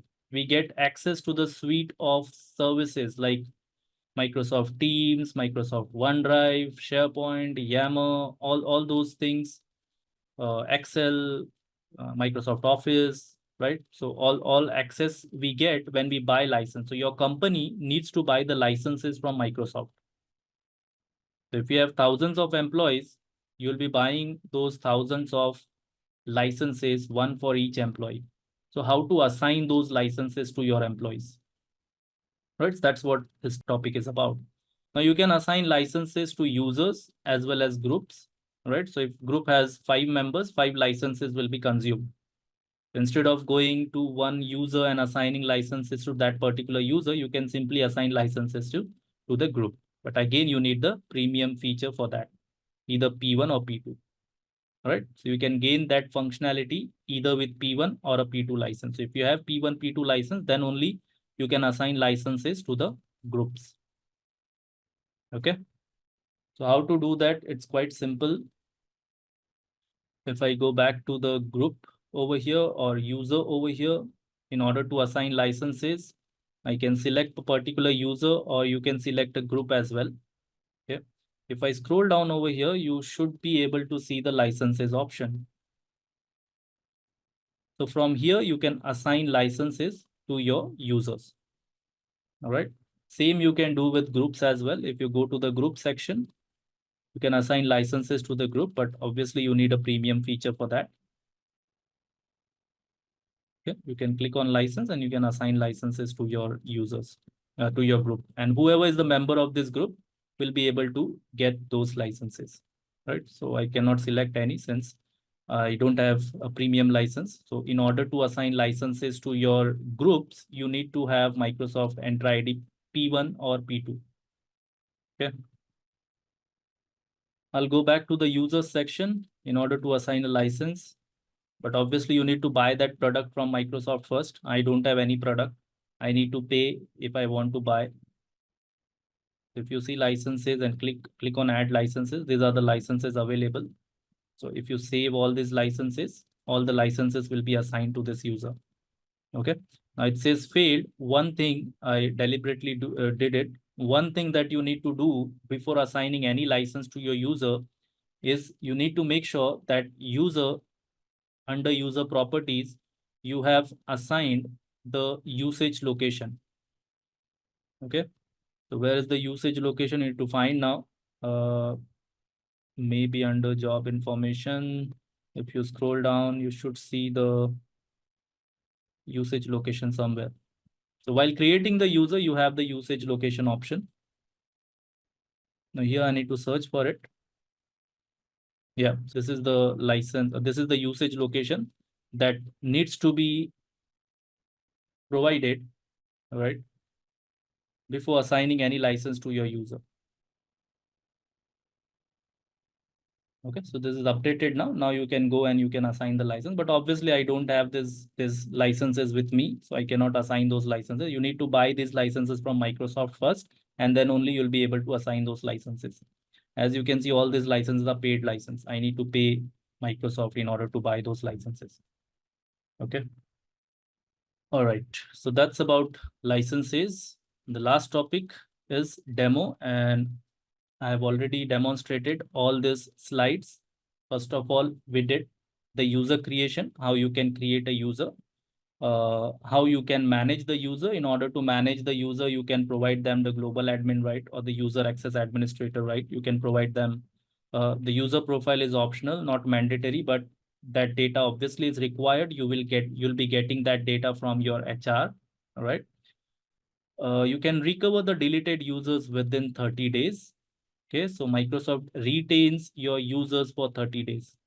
After that, it will be automatically deleted, right? And you in Microsoft Entra ID, Microsoft keeps the log information, so you can analyze the logs if you want. We can do the bulk account updates. We can create group accounts. In group, we have two types of groups: security groups and Microsoft 365 groups. Security groups are used when you want to assign any kind of access to your users. Microsoft 365 groups are used for collaboration, like you want a single email address for multiple users.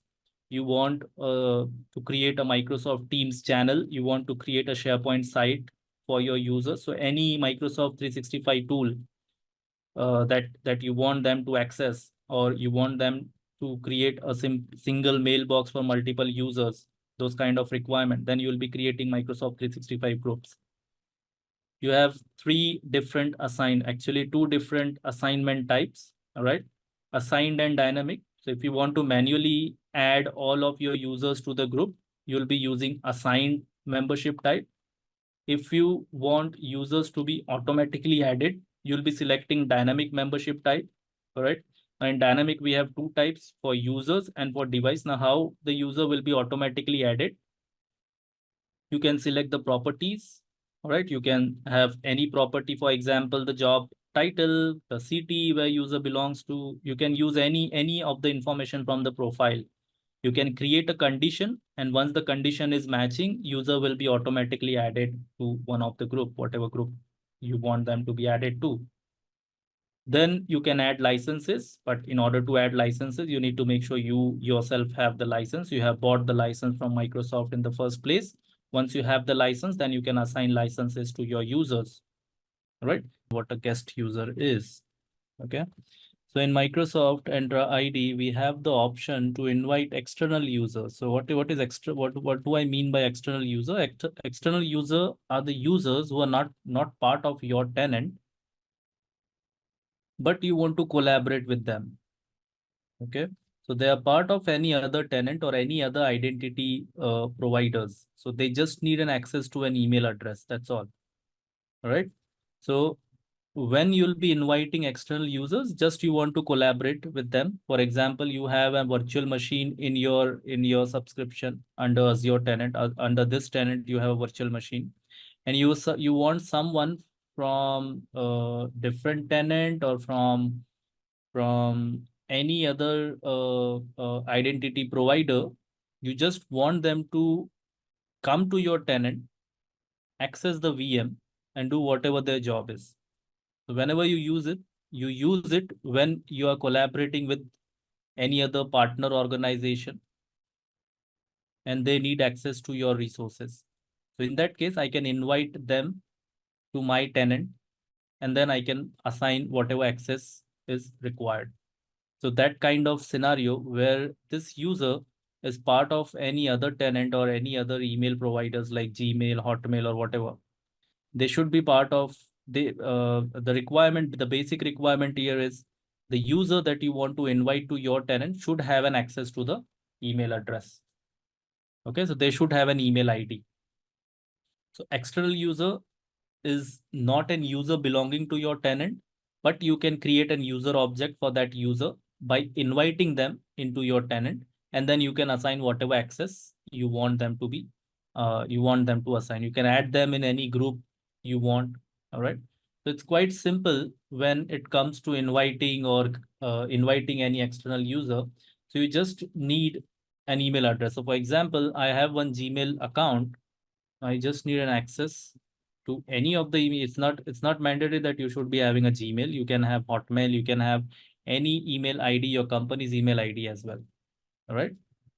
Now, if you see over here in Azure portal in Microsoft Entra ID, we do not have any user, any external user over here. We only have users who are member users. These are not guest users. So what I'll do, I'll invite an external user from here, from this option. All right. Now, why you should be inviting? Because you want to collaborate. So let's say this root cloud AZ, the account that I'm using over here, is a developer, and I want this user to develop an application for me. So in order to develop an application for me, for my organization, I would be needing the developer would be needing an access to my resources, right? He would be needing an access to my development resources, my production resources, and all those things. So in order to provide the access, first of all, I need to have an object ID over here. So there are two ways. Either you can create a user or you can invite an external user. Now, in which case you will be creating user and will be inviting an external user.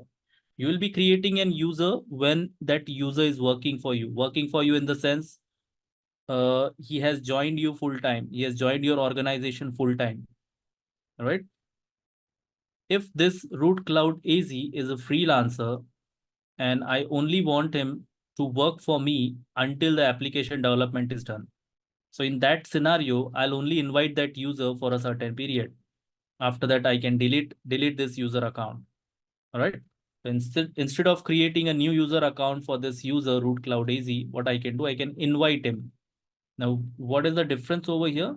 When you invite any external user, the management is at the identity provider. That means if user forgets the password, user need to reset their password using the Gmail option, not using our option.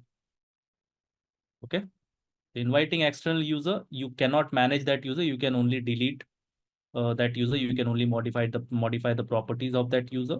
Apart from that, you cannot manage the password and all those things for that particular user.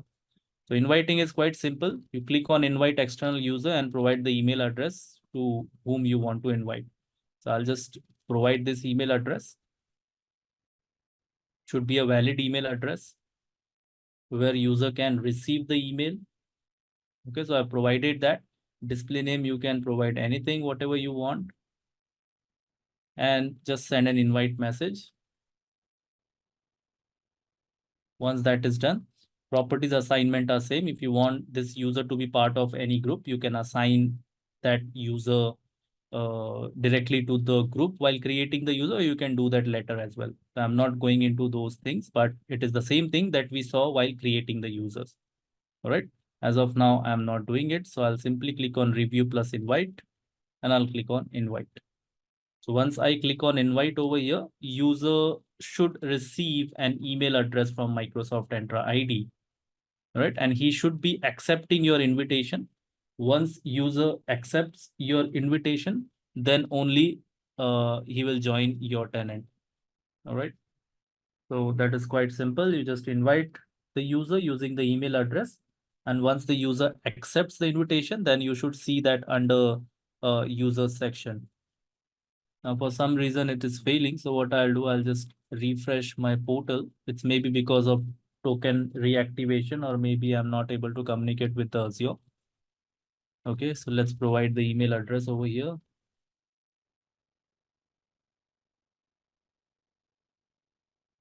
And then simply click on review create and click on invite. Or maybe I don't have proper access over here. Let's just see. If I just go to portal.azure.com, since I'm using Simplilearn credentials, might be the access is restricted. We can confirm that.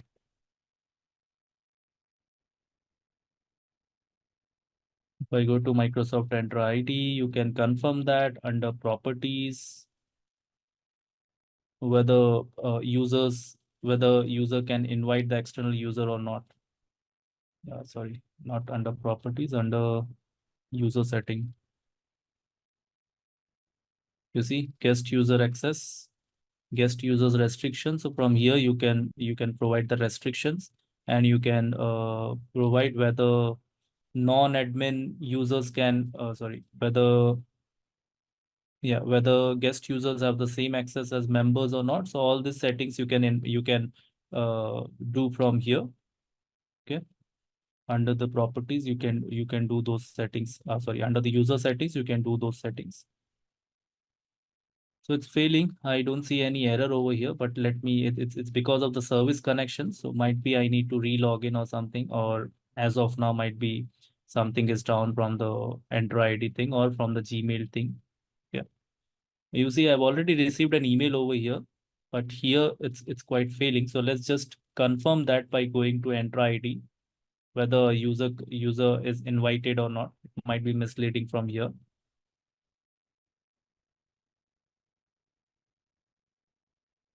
Yep, since you see email has already been triggered, but we have been misled by this notification. So behind the scenes, it is already on the email is already triggered. All right. You can see the user type over here, what type of user it is. It's a guest user, right? It's not a member. So guest user, we cannot change the password. If I click over here, you should not be able to change the password of the guest user. You see, this is not the home directory for this particular user, so you cannot change the password. Okay, so password is managed. Now, this is nothing but what we call as a federation. If you remember yesterday, I told you that federation is included with Microsoft Azure, so you don't need to do any extra setup. So here, what is happening? I have invited a Gmail account, right? I have invited a Gmail account. I have my own tenant over here. I have invited a Gmail account. So my tenant is trusting Gmail for the authentication for this particular user. So this is nothing but federated services. Okay, a simple example for federation. Now, if you do federation in your on-prem, it's a quite a lot of tasks, lot of steps are involved. Here, it's out of the box. You just invite the email address. That's all. Right? Now, this user needs to accept the invitation first. So I need to go to this particular email and I need to accept the invitation from here. Let's not do that from here. I just copy the link and I open a incognito.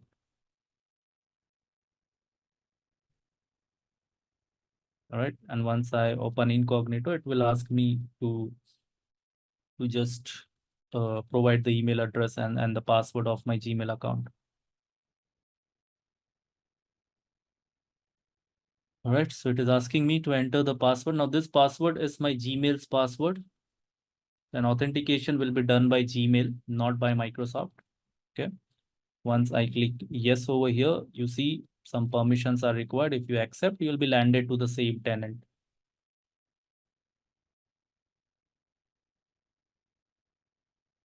All right, now I can go to portal.azure.com and I'm part of the same tenant now. Now, once user object is created, you can assign whatever access you want. Okay, so I can go to Entra ID, I can search for Entra ID and go to the Entra ID from there. And you can see I'm part of the same tenant. Okay.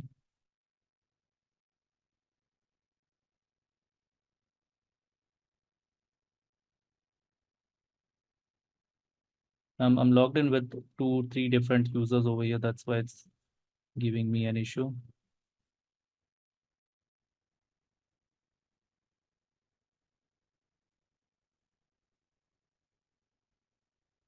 And if you see, there are a lot of emails that I have received.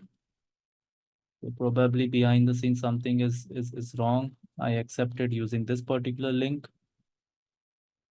Let's try another link. What is the tenant ID? Let me just confirm the tenant ID.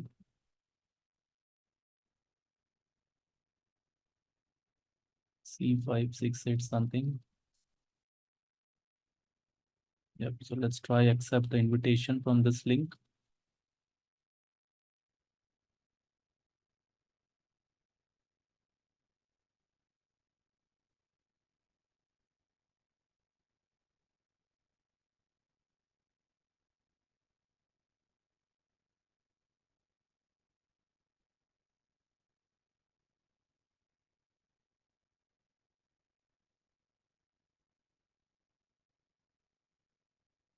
Praveen is asking me to report the federation. Federation is like trusting other tenant for authentication. So here what we are doing, we have one tenant which we have created. We have invited user which belongs to Gmail. So authentication is where authentication is happening over here. Gmail is doing the authentication. Gmail will check whether the username and password is correct or not. And once it is done, then the login will be allowed. Okay. So that is nothing but federation where you are trusting other identity provider. No, that is not required, Prasanjit. Okay. So here, as you can see, now I'm part of this particular tenant. And you should see the tenant ID as well. It's same. If you see the users, you should see the ODL user as well. All right. Now I cannot see because of insufficient privileges. So even the read access is not given to this user. So if you give the read access, then user will be able to see other users as well. All right. So this is how you can invite your user. You can confirm that by seeing over here. This is the tenant ID C568. If you go to the account where you have logged in from ODL user, here you can see the same thing. All right. So this is how external user works. So in the knowledge check, that is what the question, what type of user account allows an external organization to access your resources?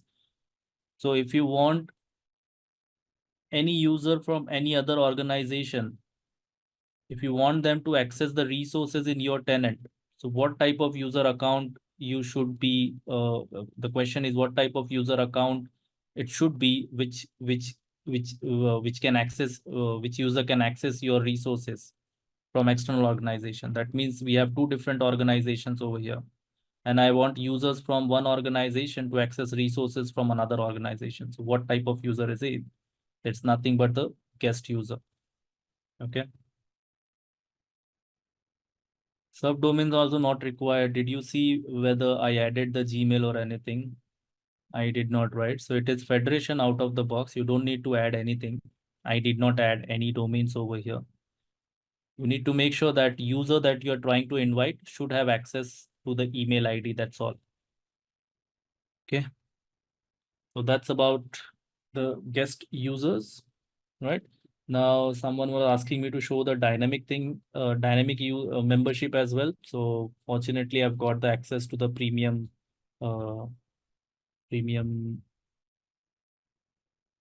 Entra. Okay. So this is my personal account. So if I go to Microsoft Entra ID over here, in order to create a dynamic group, I'm showing you a demo of dynamic groups. All right. So this is a different tenant. If you see the license over here, what license I'm having as of now. Now this is not mine actually. This is my friend's. Okay. So since you ask, I called my friend and get an access to the premium P2. Got an access to the premium P2. Okay. So this is the license type, Microsoft Entra ID P2. Now with P2, you can create dynamic groups as well. So I'm just showing you a simple demo where you can create dynamic groups and you can add users automatically. All right. So quickly, let's create a user. So here you should see the users, different users over here, which belongs to my friend, and I can click on create new user. I can give it a name. You see different domains. So he also has access to different domains over here. So it doesn't matter how many domains do you have. If you have added that as a custom domain, you should see the list over here. This is what I was explaining earlier while creating the user. Okay. So I'll stick to Azure services.in and I'll just name it whatever. So let's name it test user. All right. Same I'll keep as a display name. Okay. Now, in order to use dynamic membership, I need to make sure that I have some kind of properties over here.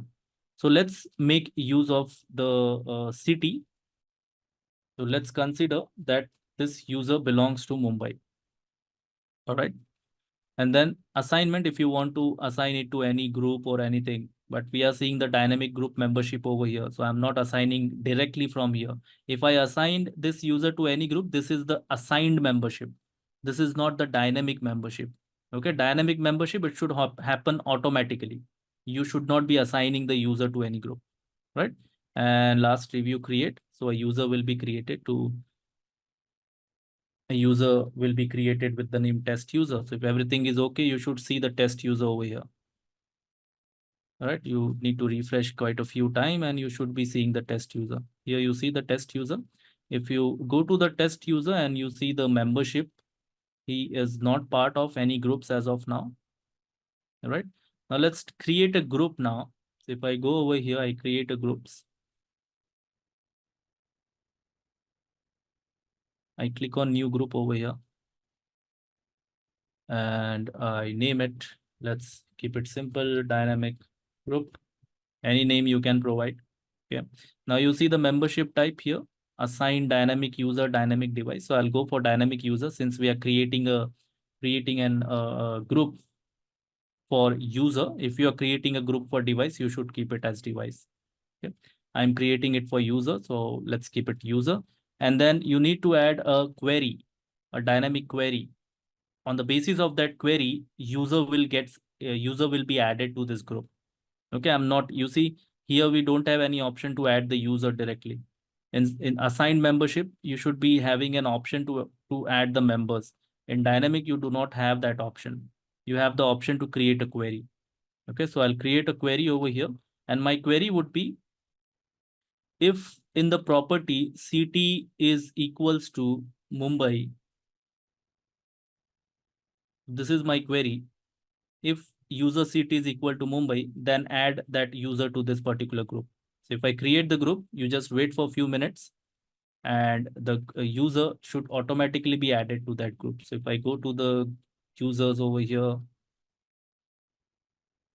if I click on test user, and if I click on groups over here, in some time you should see that the group is added over here automatically. I did not add it. I just provided the query. Okay. If you wait for some time, 5 minutes or something, won't take 5 minutes, but yeah, just need to refresh quite a few times. And this user will be added to that group. We can cross verify by going to the groups as well. So this, if I go to the group and if I search for, what was the name of group? Dynamic group, right? So if I click on the dynamic group, under manage, under members, you should see that user. So you see test user automatically added. We did not add that user, right? If I go back to, we can cross verify by going to the users again and select test user and then select the membership, select the groups over here, and you should see is automatically added to dynamic group. All right. So that's how you can make use of dynamic membership as well. Now, since this does not belong to me, I'll simply click on remove membership. Yeah, I cannot remove it since it's a dynamic one. I'll go back to the user. I'll delete the user. Make sure that it is deleted from the deleted users as well. Since this is not my tenant, I'm deleting it, whatever I have created. I go back to the group.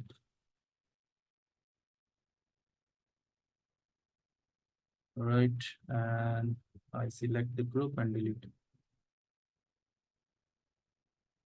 Right, so delete groups will be automatically deleted. You don't have the option to permanently delete them. So that's about dynamic membership and inviting the guest users. Let's start a new topic of governance.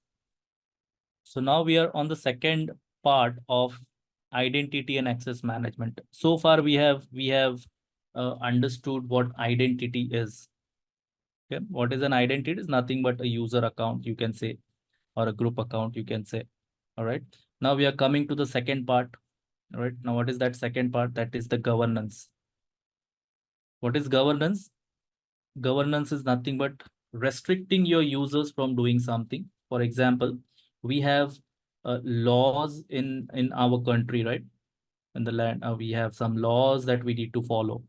Similarly, when you join any organization, they will restrict you from doing something. They'll allow you to do something, right? For example, when you join a new company, If you join as a virtual machine administrator, you should only be able to do the virtual machine related task. You should not be touching databases. If you're joining as a database administrator, you should only be doing the database related task. You should not be touching anything else. If you join as a network administrator, you will be doing the network related thing, right?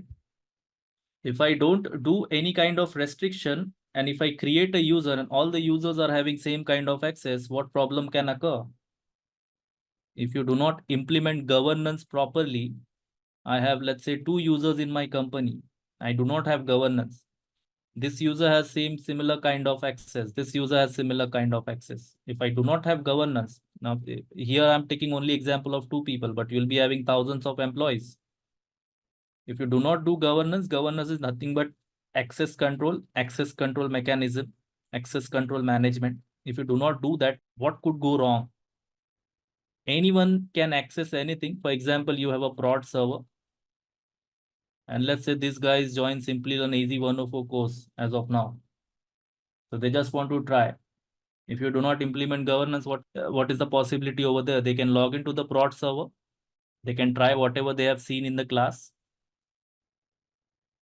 And once they try that on production server, there is a possibility that your prod application will go down. So if you do not restrict your users, then these are the possibilities, and you may lose your business. All right, you may lose some amount. If your production service is down for that, but for more than 4-5 hours, and if you have SLAs to give to your, if you have given SLAs to your end users, they might sue you. Right, so we need to have restrictions in place. Okay, we need to make sure that only users who required proper access, only users who required access, they have the proper access. You need to make sure that they have the limited access, they do not have the full access. So how to achieve all those things? So that can be achieved using governance and compliance. So what is covered in this topic? Regions, subscriptions, what is resource group, what is the service limit, what is hierarchy in Azure, what are tags, how you can optimize cost, what is Azure policy, what is role-based access control, and resource logs. So what is a region? When it comes to cloud computing, regions are nothing but physical data center. Okay, every cloud provider have created lots of data centers all across the world, and they call those data centers as region. So region is nothing but collection of data center. Now, what is a data center? That might be the question. So I don't know if you know or not. So if you search for data center, this is what data center is. This is how it looks like. Yeah, these are all the different data centers. You can search for Microsoft data center as well, and you should see the image. Okay, so what is a data center? It's a huge room where you have your servers. These are nothing but your racks. Okay, inside the rack, you'll be having all the computing devices, your servers, your routers, your databases, all those things. So what these cloud providers have done, they have gone to each part of the world, and they have created this big data centers. So for example, if I take an example of India. So in India, Azure is having 3 regions. One in Central India, one in West India, and one in South India. So this is the name that Azure has provided. All right. So in Central India, Azure is having multiple data centers. Same goes for West India, same goes for South India. So the collection of data center is nothing but a region.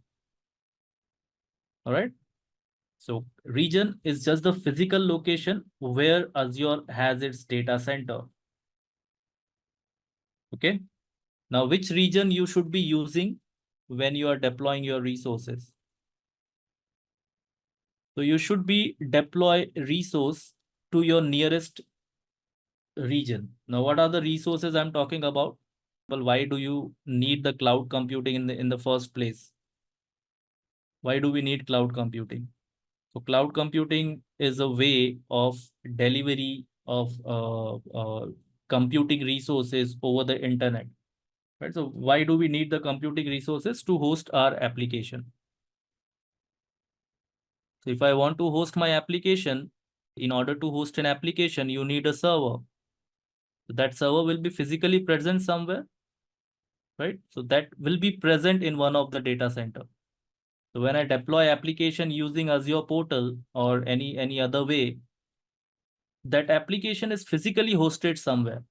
Although I can access that application using the internet connectivity, but that application physically is going and get deployed in one of the data center.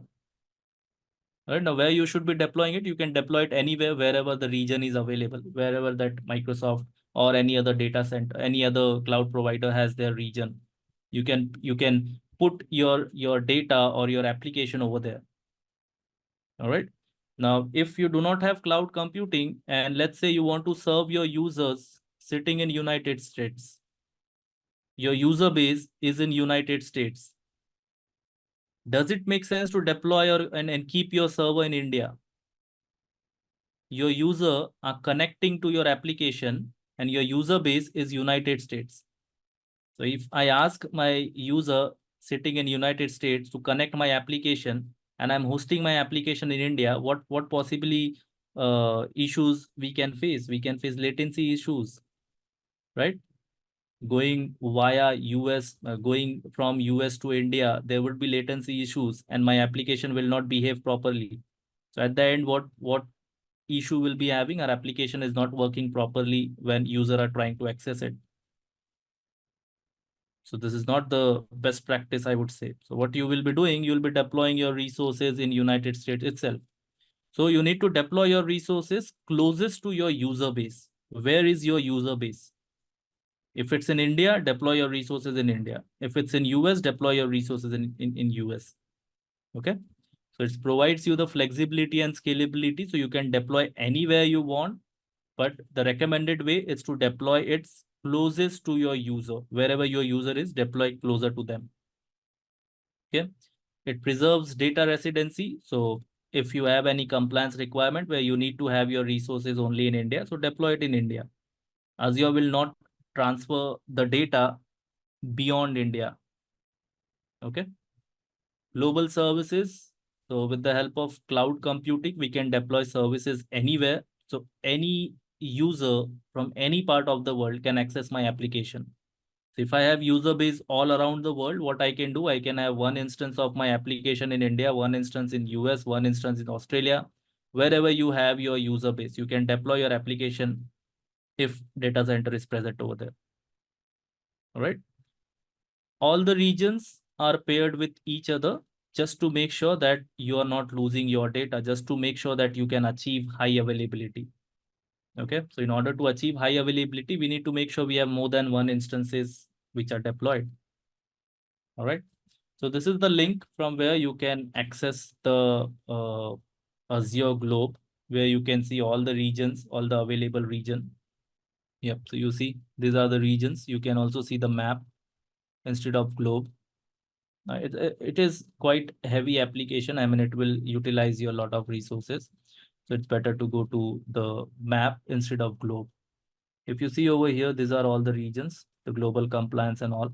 Okay, so you can see all the regions wherever we have the regions. So if you see India over here, you have Central India, you have South India, and somewhere here you should have West India, but it's not visible because Central India and West India are quite nearer to each other. And this is the new region that they have announced, India South Central. It's still not up, but it will come up soon as per them. Okay. Now there are a lot of regions. How many regions they have? I don't have a proper answer, but if you count, you should see, or if you go to Microsoft documentation, you should see. Okay. So as of now, I don't know when was this updated. So if I just search for it, as of now, it's showing as 60 regions. So we have 60 regions, 60 plus as per Copilot. Right? So you have 60 regions around the globe. So if you go to any of the Microsoft documentation, you should get an exact answer. Okay, so if you read the documentation from Microsoft, somewhere you should get an exact answer if they have mentioned, right? And the last point that I mentioned over here is region pair. So every region is paired with another region just to make sure that your data is not lost. Okay, so if you see India, Central India, West India, and South India, all these regions are paired with each other. So Central India is paired with South India. Central India again is paired with West India. And then West India is paired with South India. Right? So these are all the regions which are paired with each other. Now, why Azure has done that? So we need to make sure that what happens, let's see, if I'm deploying my application in Central India, so this application goes on Central India. Central India is nothing but Pune. So in Pune's data center, my application is being hosted. Now, if there's some natural calamities or there is some power failure in the data center, what is going to happen to my application?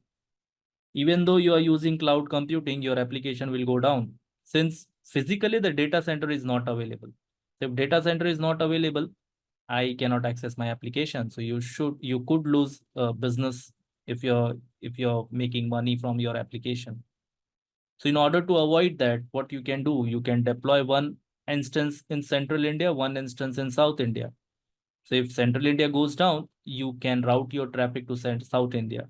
So that's why they have made a paired region. So every region is paired with another region just to make sure. So you can have high availability. You can design high availability. By default, there will not be high availability. You need to design it. Right. So if you're planning to design high availability, you need to deploy one instance over here, one instance in the second region. So if one region, entire region or a data center is going down, you still have your application up and running from another region. All right. So that's why if you just go ahead and see all the regions are paired with each other.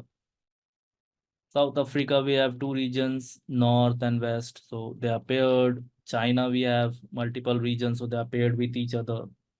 Okay.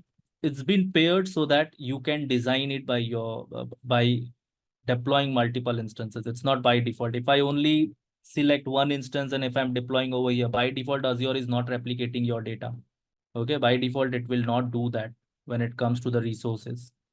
Now we have understood what regions are. So regions are nothing but the physical location, physical data centers. Whatever data center Azure has created, Microsoft has created, you can deploy your application or your resources over there. All right. Now, in order to deploy your resources, first of all, you need Azure subscription. If you do not have subscription, you cannot deploy any resource. Now, understand the difference over here between tenant and subscription. So you have an Azure tenant with you. That tenant is nothing but a dedicated instance to your organization. All right. Tenant is a dedicated instance to your organization. With tenant, what I'm getting a directory where you can create your users, you can manage your users, you can modify your users, you can delete your users. You can create thousands of users as per your as per your plan, as per your addition, your Active Directory, your Microsoft Entra ID addition. All right. But these users will not be able to deploy resources unless you buy an Azure subscription. So in order to deploy resources, I need the subscription in place. If I don't have the subscription, I cannot deploy any resources. All right. Now let me just give you a quick overview on the portal itself. If I go to the portal and if I search for subscription now, you see, if I click on subscription over here. So this is the subscription that Simplilearn has already bought. I need to have this subscription. If I don't have the subscription, I cannot deploy the resource. So let me just show you a quick example. I click on disks over here. I search for disk. I'm just showing you that I have the subscription. If I have the subscription, I am being landed to this particular page and I can create a resource. So disk is nothing but a resource over here. You consider this as your hard disk. Okay. Now, the third option that it is asking is a region. So I can deploy it anywhere I want. If you scroll down, you have options to all the regions. right? So let's select whatever you want. If I want India, I can search for India. So these are the 3 regions we have in India. So I can select whatever region I want. Once I have selected the region, I can change the size just to make sure that I'm not being charged. Any resource you deploy, you'll have to pay. All right, so that's why I'm getting very low resource, and I click on review create, and then I click on create. So my resource is getting deployed. See here, you just need to understand that I can deploy resource. Now why I can deploy resource? Because I have access to the subscription. If I do not have subscription, I will not be able to deploy the resource.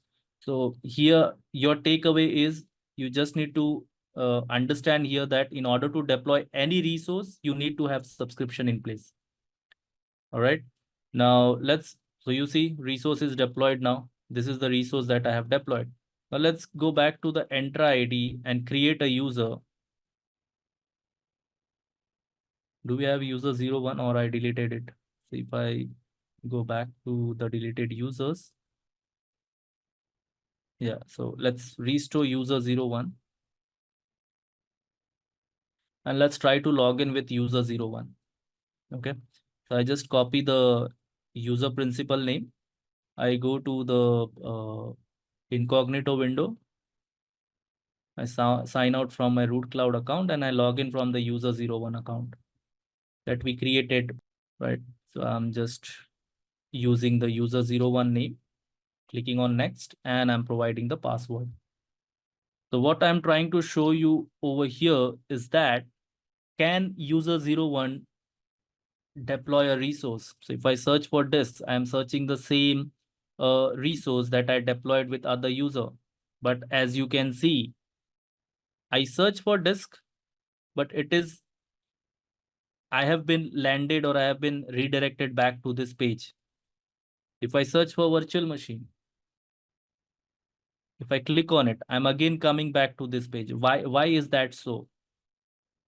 Because this user does not have access to subscription. So in order to deploy resources, you need subscription in place. If you do not have subscription, you cannot deploy any resource. Whatever resource you search for, you won't be able to deploy it since we do not have the subscription over here. Whatever resource I select. You see, I'm landed back to the same page. Okay. So you need to deploy the in order to deploy the resources, we need access to the subscriptions. What is the subscription? Subscription is nothing but the billing boundary where Azure will charge you. So doesn't matter what resource you are deploying, Azure will charge you by seeing at your consumption, right? An example of if you want if you want to use electricity, you need the connection to you need to apply for the connection, and then you get your get electricity delivered to your home, right? And then whatever you'll be using, they'll see how they see that you have a meter. So they take the reading every month and then send you the bill.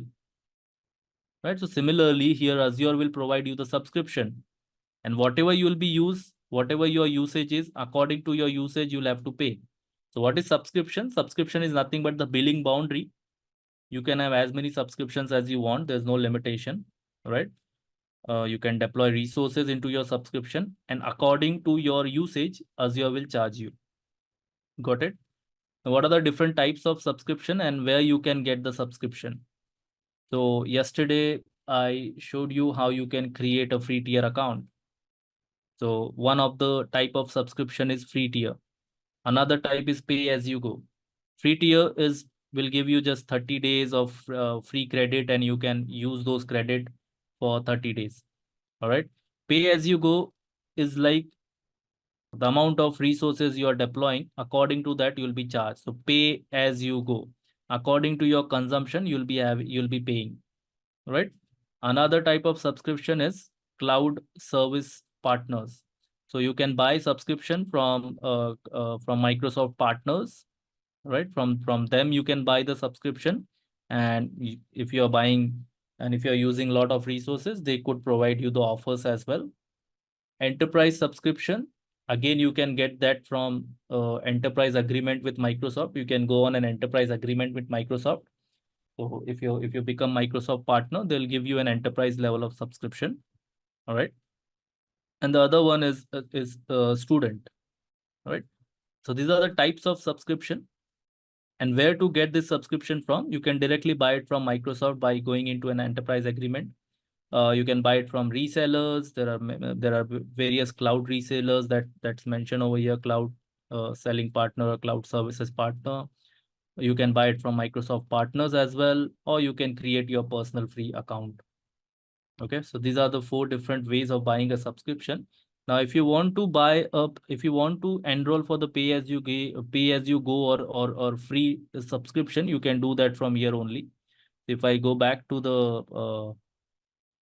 the page, the portal where I have logged in from user 01, you see the first option that you're getting over here is nothing but start with an Azure free trial. So if you're eligible, you can create a free trial. But again, you need a credit card. You need to provide the credit card, and you need to provide a email address that you have not used earlier. All right. So I can click on start, and it will take me to the start page. And from here, I can create a free tier account. Right. This is the free tier. Apart from that, what other subscriptions you can buy? Yep. You can access student benefits as well. So if you're a student, you need to provide your student account, but only certain universities who are partner with Microsoft, only for them you get the student benefits, right? It's not for all the universities. It's only for few universities, right?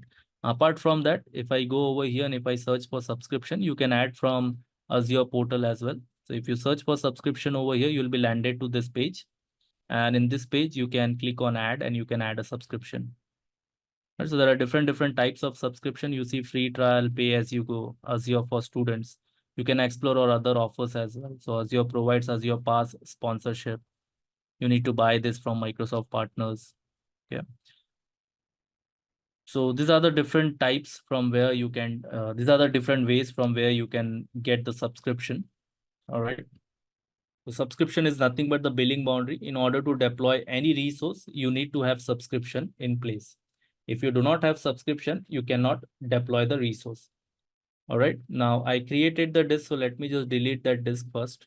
Otherwise, it will incur the charges. So what I'll do, I'll just delete the resource that I just created.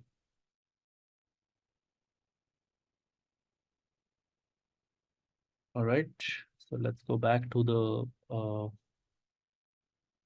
page where we are discussing. All right. So the next topic that we have is resource group. Right.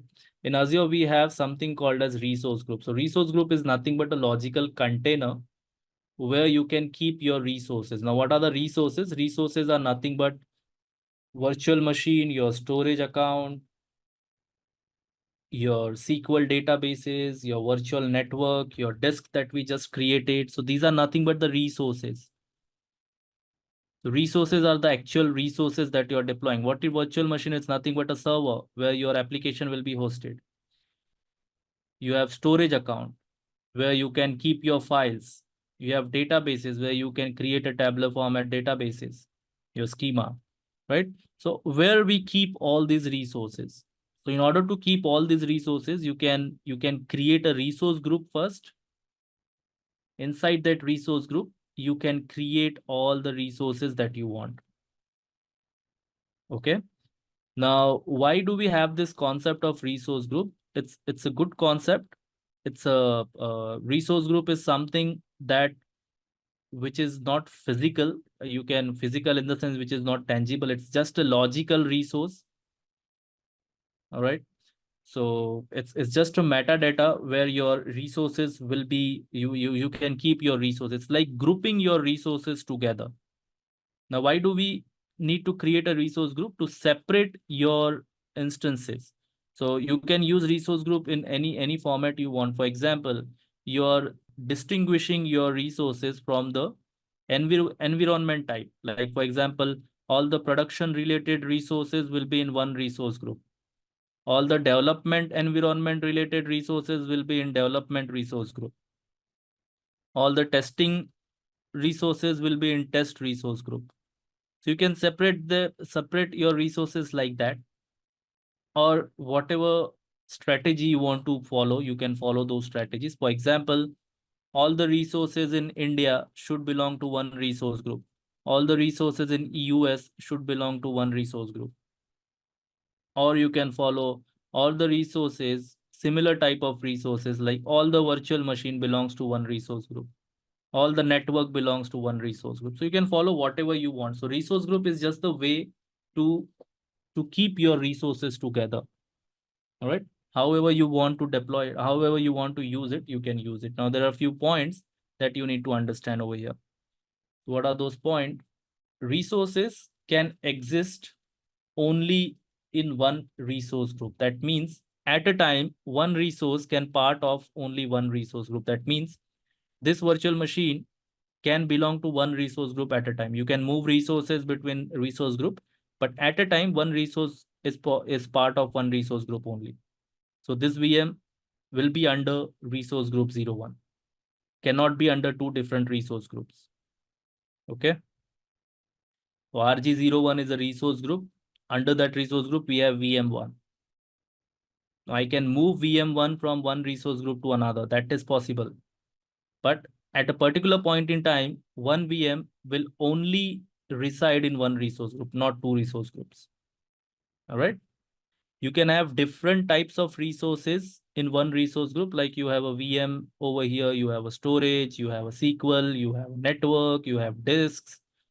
So different types of resources can be part of one resource group. There's no limitation on that, right? Once you have created the resource group, there's no way to rename the resource group. So if I have given the resource group name as RG02, I cannot rename it. That's not possible. All right. As of now, we don't have that feature. That is a limitation as of now. All right. And you can move resources from one resource group to another. So I can move this VM from one resource to another, one resource group to another. That is possibility.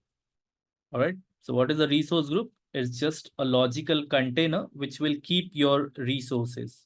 So you can keep any type of resources inside the resource group. Now, what is the advantage of having a resource group? So it will help you to manage your resources efficiently. So in case, for example, I'm creating a resource group for demo purpose today, and I'm deploying hundreds of resources just for testing, just for demo purposes. I'm doing testing, but if I forgot to delete these resources, what is going to happen? I'll have to pay to Microsoft because I'm utilizing their resources. So I'll have to pay them. So what can I do at the end of the demonstration or at the end of the testing? If I'm only doing the testing, I can simply delete this resource group, and whatever we have inside that resource group will get deleted. So I don't need to go one by one to each and every resource and delete them. I can simply delete resource group, and all the resources will be deleted over here. So what is a resource group? It's nothing but a logical container provided by Microsoft Azure, which helps you to organize and manage your resources so you can keep any resource that you want. You can divide your resources. You can create resource group on the basis of environment like production, development, test, or you can create on the basis of country, maybe all the US related resources will be in one resource group. All the India related resources will be in one resource group. Or you can do on the basis of resources, like all the VMs will be in one resource group. However you want, however your management team or you decides, you will be keeping your resources like that, right? What happens? It is nothing but a logical grouping, resource group. Resources within the resource group can be managed collectively, right? That means if I delete the resource group, all the resources inside that resource group will be deleted. So it is helpful to do the testing, right? I'm doing the testing, so I'm deploying lots of resources, and at the end of testing, once my testing is done, I simply delete the resource group. To all the resources will be deleted. With that, guys, we have come to the end of this session. Thanks for viewing. If you like this video, do appreciate it with a thumbs up and stay tuned for more information. In case of any queries, feel free to drop your questions in the comment section. Till then, stay safe and keep Hi there, if you like this video, subscribe to the Simplilearn YouTube channel and click here to watch similar videos. To nerd up and get certified, click here.